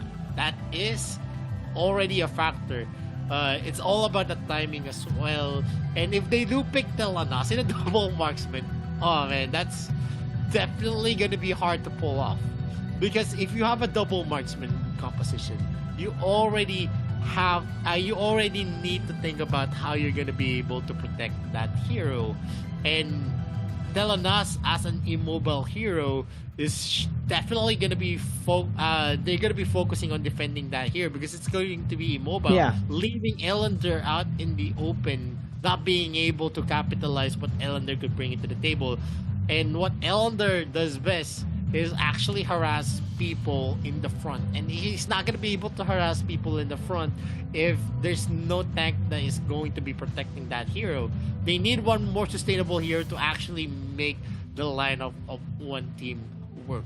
And maybe a Superman, maybe a Scud. We still don't know what one team has in mind here, but I feel like this is going to be a tanky warrior that's going to be picked out for one team. It has to be. It has to be. No one is, well, except for the Roxy, is capable of actually protecting these squishy members of one team. Roxy can soak damage, but that's as much as he can do. If ever he already has used the Agnes Grip. And this is a lot of engage coming in from V Gaming. The Zuka, the Ryoma, and you have to take note of the Varus, the Flying Spear from the Slims, and the Ember's Gaze that can just be used anywhere, in any location in a team fight. So one team right now really needs a solid tank for themselves. Maybe one that can actually provide a lot of protection and shielding. I don't know, because top side, the Dark Slayer lane is going to be a challenge as well, since it's going to be against Irioma, and they already have invested quite a lot in this. So with this particular pick that they are getting, the Krizix, this can actually tell that maybe the Roxy will just transition towards the Slayer lane so that he can have more items, be much more tanky, and the kit is still there, and the Krizix will just help the double marksmen in terms of their safety. Yep, and right now they picked out the Krizix, so London is going to be using the Roxy. Instead of a Roxy support, he is going to be the Dark Slayer. And the problem with a Roxy Dark Slayer is he's not going to be able to engage a lot, especially in the early game. And that's going to be a key point for V Gaming. They're going to be able to actually deal a lot of damage in the distance with the Iggy. And definitely Roxy is just going to be soaking it up. The problem here is that they don't have a lot of flexibility in terms of their lineup. They're going to have a lot in terms of the speed up and also the camouflage ability of the Krizix. but that can only do so much at this point. It is going to be a key here if NK is going to be able to, you know, farm up to have his mid-game spot ready. And then late game definitely is going to be a scary prospect since they're going to have a lot of damage as well. But a lot of gap close is going to be in the composition of the gaming. You have a Ryoma, you have the Venom coming in from the Varus, you also have the Zuka with the Skyfall, then you also have the damage that's going to come from the Iggy, and of course the Flying Spear. A lot of crowd control is actually in the hands of V Gaming, although there are a lot of single target crowd controls definitely here. They just need to actually safely chain those crowd controls, and it's definitely going to be felt here by one team who doesn't have it on their side. Early game is going to be very crucial here. I think V Gaming is going to opt to be very aggressive as we're seeing them invading the jungle camp here of NK, and this is one of the things you should do to shut down an Elender. But unfortunately, the cavalry is here, and first blood actually going to be handed over here to Wawa. Quite unfortunate here for V Gaming, and it's not going to be a good sign coming in from them. Bertleby as well taking a lot of damage as Han actually is just trying to help them disengage. So Marnes, maybe you want to back off for the meantime, because there's another thing that's happening. Quang Hai is able to at least land that punish on his red buff, so they're not going to be that much behind, or at least that much punished from their initial mistake. But good patch there coming in from one team, helping out NK by sending a lot of their members towards the red side jungle, and even getting that first blood for Wawa. So this is already a good early game from one team. And if we talk about their composition, they don't really need to engage much on team fights. All they need to do is scale up, because later on both NK and Kai is going to hurt so much along with Wawa. And if they're going to be able to outscale V Gaming, late game is going to be very, very scary on the side here of one team. If Zay and Lunan is going to be able to protect them, and the camouflage is definitely there to help them out rotate across the map. And right now with one team having the advantage, not that big of an advantage though.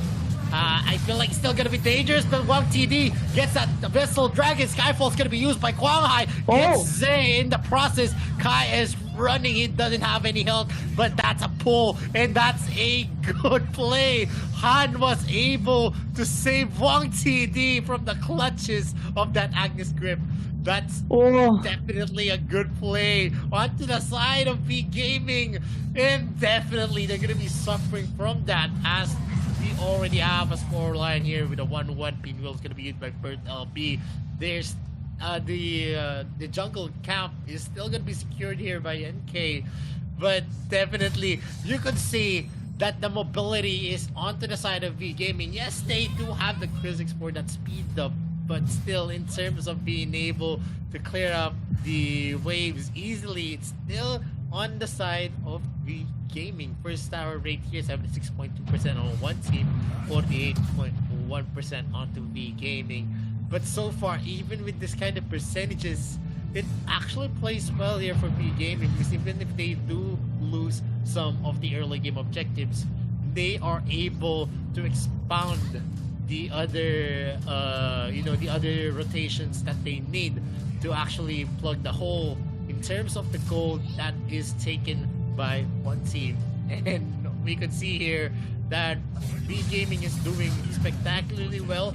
They have a 600 gold lead against one team. Mulu is going to be spotted now for LB, and also Quang Hai. He doesn't secure the Agnes Grip. He's going to be punished. The Moonfall is going to be used, but Han in the area is going to be deterring the entry of the members of one team. But Faris takes out Zay with an Ember's Gaze, and they get a double kill and an objective for themselves. Oh, one team just cannot keep up with this momentum that V Gaming is building. The damage is just too much.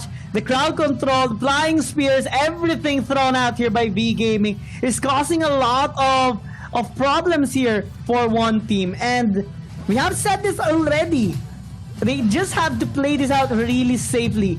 They have little to no reason to engage onto the members of V Gaming unless they do have the upper hand. Maybe from a numbers advantage, maybe if V Gaming has already expended most of their utilities and skills, and they're like quite low already in terms of health, maybe that's the only chance. But in a immediate 5v5 clash, it's going to be very difficult because one, they don't have a front line, and two, they don't have a front line. If Lunlun does not land that Agnes grip, and yeah, sometimes he can land that Agnes grip, but if it's rendered useless, then who is there actually to protect NK, Wawa, and Kai? Nobody. And we have seen them struggling so much in terms of dishing out damage. Why? Because they're constantly being zoned out, and it's causing Lunlun and Zay to both die in the front as they're being left behind because they can't do anything right now.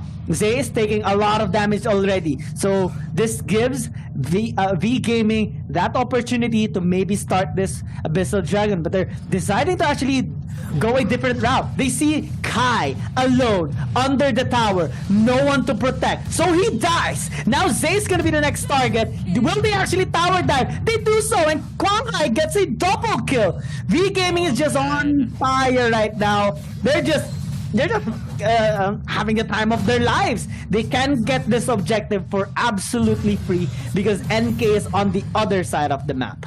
Yep, this is turning one-sided as NK is going to be spotted here. He's going to be alone under the lines, and NK is running for the high heel. He's going to be able to teleport though. And Birdall B is in the area. Is he going to be able to secure that? Amber's Gaze is going to be used. They get a kill onto Birdall B though, but the Venom connects onto NK. Another kill for V Gaming. They trade that out for the Dark Slayer laner and the jungler for one team. And Zay is going to go for the teleport again. Lunlun, whenever he doesn't have the Agnes grip, even if there is going to be a setup, he's not going to be effective. And that's the problem with the Roxy pick. Let's see if it's still going to be a problem, because as the game progresses, one team is actually in the losing end. And Kwang Hai is definitely going to be in a better position in a 1v1 scenario against NK. Wawa does his best to go for a fast clear. Han is now hovering onto the jungle camps of one team. Are they going to be able to secure and steal that red buff? It is going to be pulled out though, and it's going to be resetted. Flying Spear again, and look at the damage being dealt here by Maris and Wang TD. Lunlun, even as a tank, is actually reeling from the pain, and a steal is going to happen, but Kai is going to be able to secure that. The Flying Spear is going to connect onto NK. That could have been difficult if the Venom from Han was actually proc and with the Skyfall of Kwang Hai, but they did not have the info. Flying Spear again is going to be thrown out, and the teleport there. A free take again on the tier 1 turret onto the top lane, and as the game progresses more, 8 minutes to the game, we're already at a 4k goal lead. Oh, this is not looking good here for one team as of the moment. Wang Didi even gets a solo kill onto Kai, and he was just like, oh, okay, that's gonna be a free kill. I have my flying spear to land onto him point blank, and this gives them now the numbers advantage yet again to pick up another objective.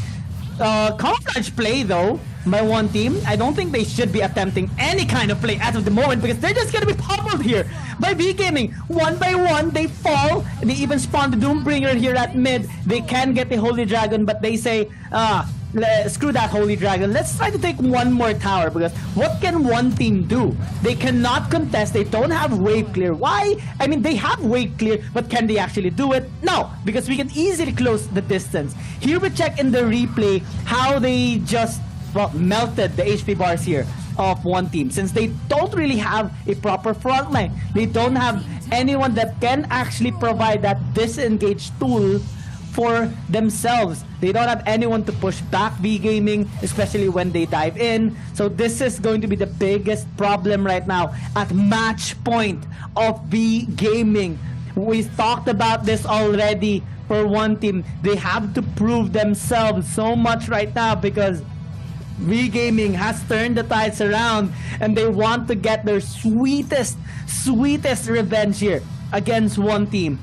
We can talk about Slayers so much in this game. They're pretty similar in terms of numbers, but V Gaming has been a little bit on the upper hand here, especially in this game. Since that one team hasn't actually picked up any objective in this game. No towers, no dragons, no slayers. V Gaming took it all with 5 already on the structure score as well. Can they actually commit on this? No, but they did get the steal. So kudos here on to Kai. This will help them so much in terms of their economy, at least to patch up a little bit on their deficit, since they're 5,000 gold down and they really need to maybe reach 15-minute mark, 20-minute mark to have that late game high damage capacity, especially for Kai, because he can just stumble around here and dodge. But if those spheres are going to connect, if Bertlebees and Kwanghai is going to be able to land on the members of one team, it's going to be just disastrous for them. Yep, and we've seen one team go for a group up in trying to go for the defense, but it turns out to be detrimental to them, because the problem here is that this flying spear is just going to be connecting, but NK is in the midst of all the players of V Gaming and they get that pick-off kill, and this is going to be a difficult fight as it progresses. Late game, I think, is going to be difficult. They don't have the tanks available to them. The flying spear is going to connect, and we're going to see Zem being taken out by Bird. Albedo Ember's case is going to be committed. They're going for a hard push. It's a 5 versus 3. They are now knocking onto the doors of one team, and V Gaming is going to be taking 2 inhibitor turrets. Are they going here? The flying spear is not going to connect. Lundlund is going hard. He's not going to be able to connect the Agnes Cup. He's going to be taken out as Han goes in for the Venom. The Skyfall's going to be used, and it's going to be a Nexus lock. V Gaming is going to be taking this series with a storm, and they are now the AIC champions of 2022. V Gaming finally getting the AIC 2022, being the champions right now after successfully getting their sweet revenge victory against one team. And what better way to do it than this? A 4-1 scoreline. Deja vu moment for one team, but this time they were the ones taken down in this series, and V Gaming definitely have redeemed themselves not only for today but also from their performance in the AIC 2021. They were the ones who got taken out in the grand finals by Buriram United Esports, but now against one team they have successfully redeemed themselves so well, and your predictions, Vittorio, were really right. The ones on the lower bracket finals, the team that actually engaged on more games in the AIC will definitely win, and V Gaming had it and they won with a better experience, better adaptation, better overall performance in this grand finals. Congratulations to them. Yep, V Gaming going into this victory. They actually went through a lot from 2021 to 2022. They finally are able to actually bring honor to the AOG region once again.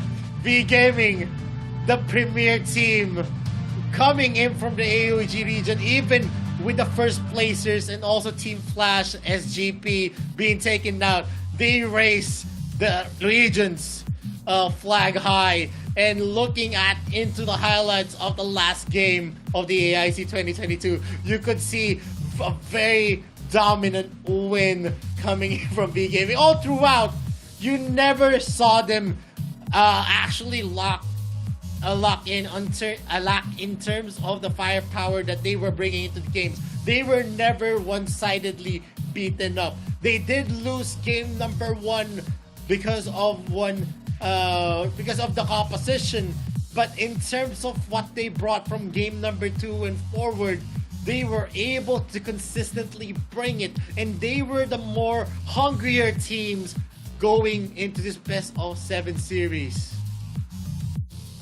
Oh, this series has been really intense. Anyway, I want to commend one team though for trying so hard in this series, especially in the way they were trying to read V Gaming. But kudos even more to V Gaming, because before the series even started, before the games even started, we talked about their winning conditions. We talked about V Gaming's performance. We talked about how one team was able to read V Gaming like a book and respond so well against them. But this time, it's the exact opposite.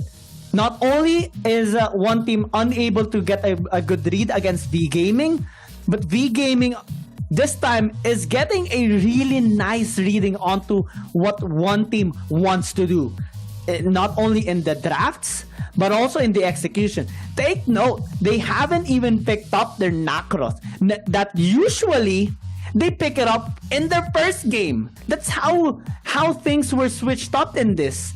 The series went well for V Gaming because they went on a different path unknown by the other teams, especially by one team. So that the textbook that we have talked about earlier, that they had all the information onto V Gaming, was no longer applied because this was a new face of V Gaming that they showed us in the grand finals of the Arena of Valor International Championships 2022. They kind of had V Gaming though on the first game. That team fight was definitely amazing. Just one team fight in the Holy Dragon that led to the demise of V Gaming. It kind of shook me, and I kind of thought already that, oh, okay, it's the same curse of V Gaming early game and just one team fight. But no, they patched it up. They made up on their mistakes, and they improved mid-series as well. Yeah. But before that, we are gonna be interviewing we're gonna hear the interview on the champions, and you're gonna see and hear what the champions has to say on their win on this best of 7 series.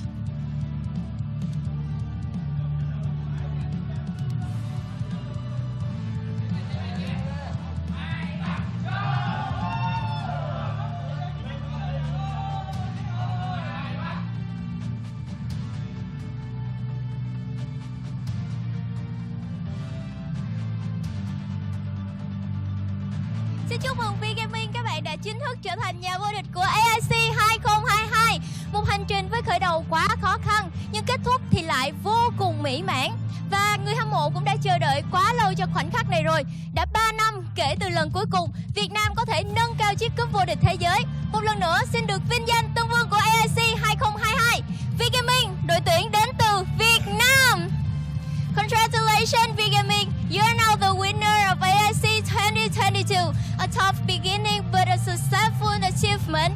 And we've been waiting so long for this crowning moment. It's been 3 years since the last time Vietnam held this trophy. Again, congratulations, V Gaming from Vietnam! Xin chúc mừng Quang Hải, Maris, LB, Hoàng TD, DHT và Hen. Ngày hôm nay thì đã không còn ai có thể gọi các bạn là vua về nhì được nữa rồi. Kỹ năng cũng như là trình độ của các bạn đã chứng minh được cho toàn thể những người hâm mộ trên thế giới thấy. Các bạn chính là đội tuyển liên quân mạnh nhất thế giới. Well done, Quang Hải, Maris, LB, Hoàng TD, DHT and Han. From now on, no one can call you a forever runner-up team. Your skill has been proved to all people around the world. Vietnam become the strongest region in the world of Arena of Valor. Ngay bây giờ thì có lẽ là những người chiến thắng của chúng ta đang có rất nhiều cảm xúc muốn chia sẻ cho các fan hâm mộ. Vậy thì ngay bây giờ hãy cùng Kim Ngân làm một màn phỏng vấn nhỏ với các bạn ấy về cảm xúc vừa rồi nhé. They may have many things to say about their feeling. So now, let's have a short interview about their emotion. Trước hết thì chắc là cho mình được hỏi Quang Hải đi ha. Đang qua đây luôn. Vâng ạ, thì không biết là hiện tại cảm xúc của Quang Hải như thế nào sau khi mà vừa trở thành tân vương của AIC 2022? How do you feel right now after becoming a new championship of AIC 2022? Cảm xúc của em hiện tại rất là vui khi mình lần đầu tiên đạt được chức vô địch và cũng là lần đầu tiên và cũng là chức cúp danh giá nhất thế giới. I am so happy right now because this is the first time I become a new championship of international champion. Vậy thì không biết là các bạn đã luyện tập như thế nào cho trận chung kết ngày hôm nay? How do you practice for the final round today? Tụi em luyện tập rất nhiều. Nói chung là trong lúc luyện tập cũng có áp lực, gọi là cũng có cãi vã, có lúc còn gần đi đánh nhau. I did practice a lot and we had so many pressure, but we overcome it although we fought each other a lot. Vậy thì một câu hỏi nữa nha. Không biết là trước trận thi đấu ngày hôm nay thì có rất nhiều người hoài nghi về cái tên của các bạn là vua về nhì. Không biết là đã bao giờ bạn cảm thấy áp lực về cái tên này hay chưa? Before this match, many people call your team a foreigner, a forever runner-up team. Did you feel stressful about this name? Nói chung là cũng có một khoảng thời gian tụi em rất là áp lực bởi cái gọi là không bị áp lực do khán giả nhưng mà mình không vô địch được á, thì cũng rất là áp lực để cố gắng mình, nhưng mà team mình vẫn cố gắng vực dậy để giành chức vô địch đầu tiên. We used to feel stressful about this name, but you did try our best, and today we become a new championship of AIC 2022. Vâng, xin cảm ơn Quang Hải. Vậy thì bây giờ bạn có thể truyền mic cho Maris giúp mình được không ạ? Maris ơi, không biết là ngày hôm nay bạn đánh giá phần thể hiện của One Team như thế nào? How do you feel about the performance of One Team today? Mình đánh giá là One Team hôm nay cái độ ổn định là có, nhưng mà banh bút thua bọn mình nên là One Team thua. Bambic is not good enough and we can win because of Bambic. Vậy thì Bobby ơi, không biết là nhìn lại một cuộc hành trình đầy quả cảm thì đã bao giờ bạn cảm thấy là... Mình xin phép được lặp lại câu hỏi nhé. Bobby, không biết là nhìn lại một cuộc hành trình đầy quả cảm thì bạn có bao giờ cảm thấy lo lắng hay là áp lực, cho rằng mình không thể nào vượt qua những cái trở ngại này hay không? Have you ever felt stressful or worried that you couldn't overcome this pressure? Ở giai đoạn đầu bảng thì giai đoạn vòng bảng thì bọn mình gặp rất là nhiều khó khăn, nhưng mà đánh càng về sau thì đồng đội mình càng gắn kết hơn nên là bọn mình đã vượt qua được hết. We got so many challenges, but I help many people, my teammates, and they help me to overcome these challenges. Vậy thì câu hỏi cuối cùng thì mình sẽ dành cho Han. Han ơi, bạn có thể sang đây để mình phỏng vấn được không ạ? Vâng, vậy thì Han, bạn có thể kể cho mình nghe về khoảnh khắc đáng nhớ nhất tại mùa giải AIC năm nay hay không? Có lẽ khoảnh khắc đáng nhớ nhất của mình tại mùa giải lần này đó chính là tập luyện cùng đồng đội, chứ không phải là khoảnh khắc mà mình thi đấu. Và mình đã tập luyện cùng đồng đội rất nhiều và gần như là kiệt sức, nhưng mà mình vẫn phải cố gắng để tập và để có ngày hôm nay.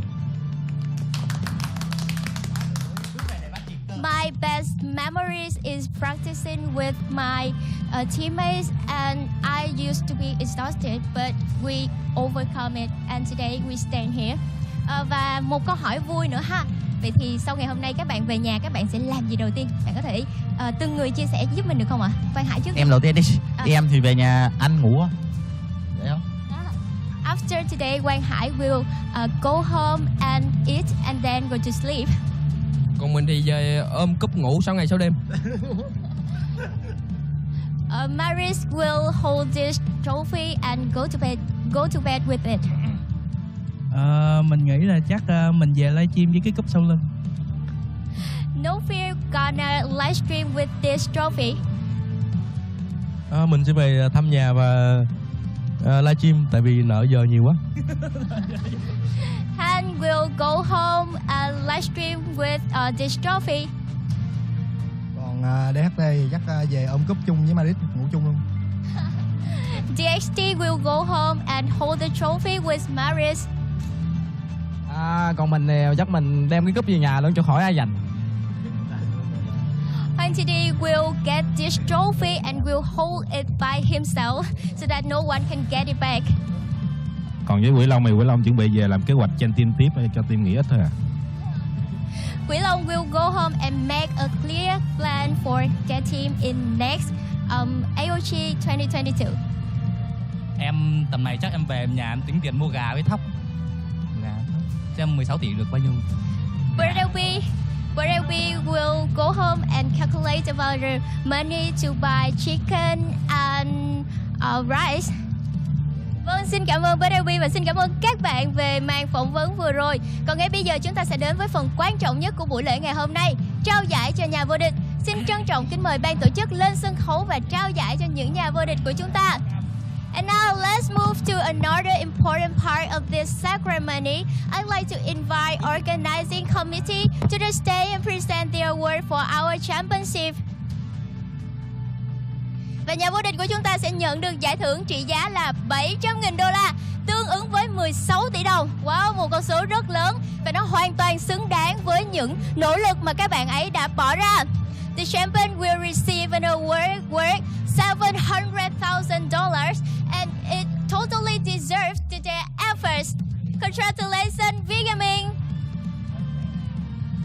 Và ngày hôm nay Kim Ngân cũng rất vui khi nhận được một tin, đó chính là giải FMVP của mùa giải lần này đã thuộc về một trong số những thành viên của Vigaming.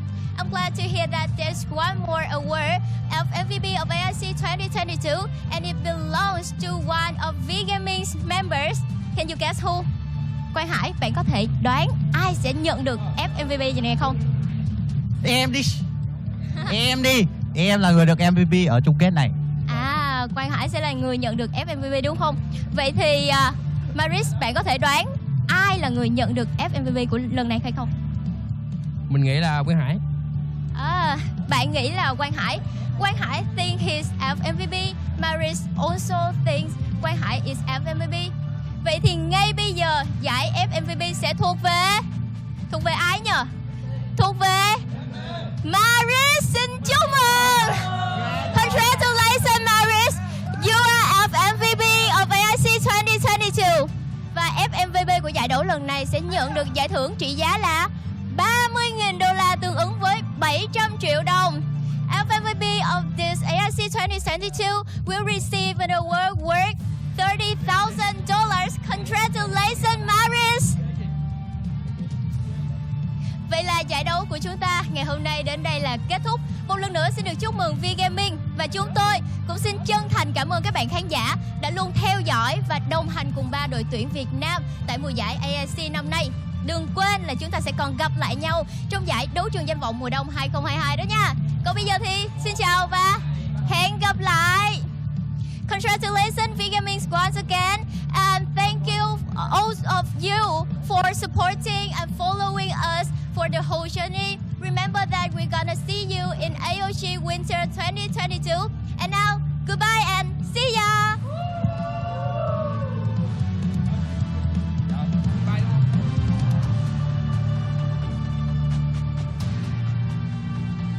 Wow, Yup, congratulations. and we are back.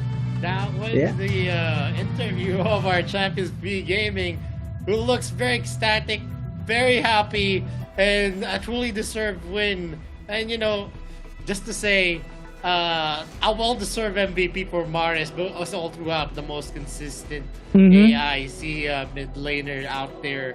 He's been consistently doing it for V Gaming. But you know what? If we had someone that could actually, which actually stood out in today's series, I think Wang TT deserves an honorable mention out there. Yeah, definitely. Yeah. All of them have contributed a lot, but I think Wang TD was instrumental. He was a very, very solid ADC, always just playing passively. He doesn't want to actually just add some, risk factors whenever he's playing on that ADC position. Always getting the right looks, the right positioning, and if he doesn't feel like he's gonna have that, he's just gonna be backing off with his team. And moving forward, that concludes our AIC 2022. And before anything else, Giang, do you have anything else to say to our the fans of Arena of Valor and to the viewers of AOV? Well, of course, as always, it is an honor to to shoutcast in the Arena of Valor International Championship, especially, well, in Arena of Valor generally. It is a wonderful game, and the players definitely make things so much more exciting, especially with their gameplays, with their highlights, with their outplays, and with their strategies. I'm looking forward to more, and of course, I'm looking forward to seeing more action with us, Vittorio. And of course, I'm very, very thankful for everyone. I know a lot of the people who've been watching AWC AIC from last year. And I know you guys are silent viewers since we don't have the comment chat in YouTube up. But anyway, I'm very, very happy and thankful that you guys keep on supporting Arena of Valor. We'll still see you on to the next. We still have a lot of events. We still have AOG 2022. You also have the RPL, GCS, the ASL as well, and also the other qualifiers.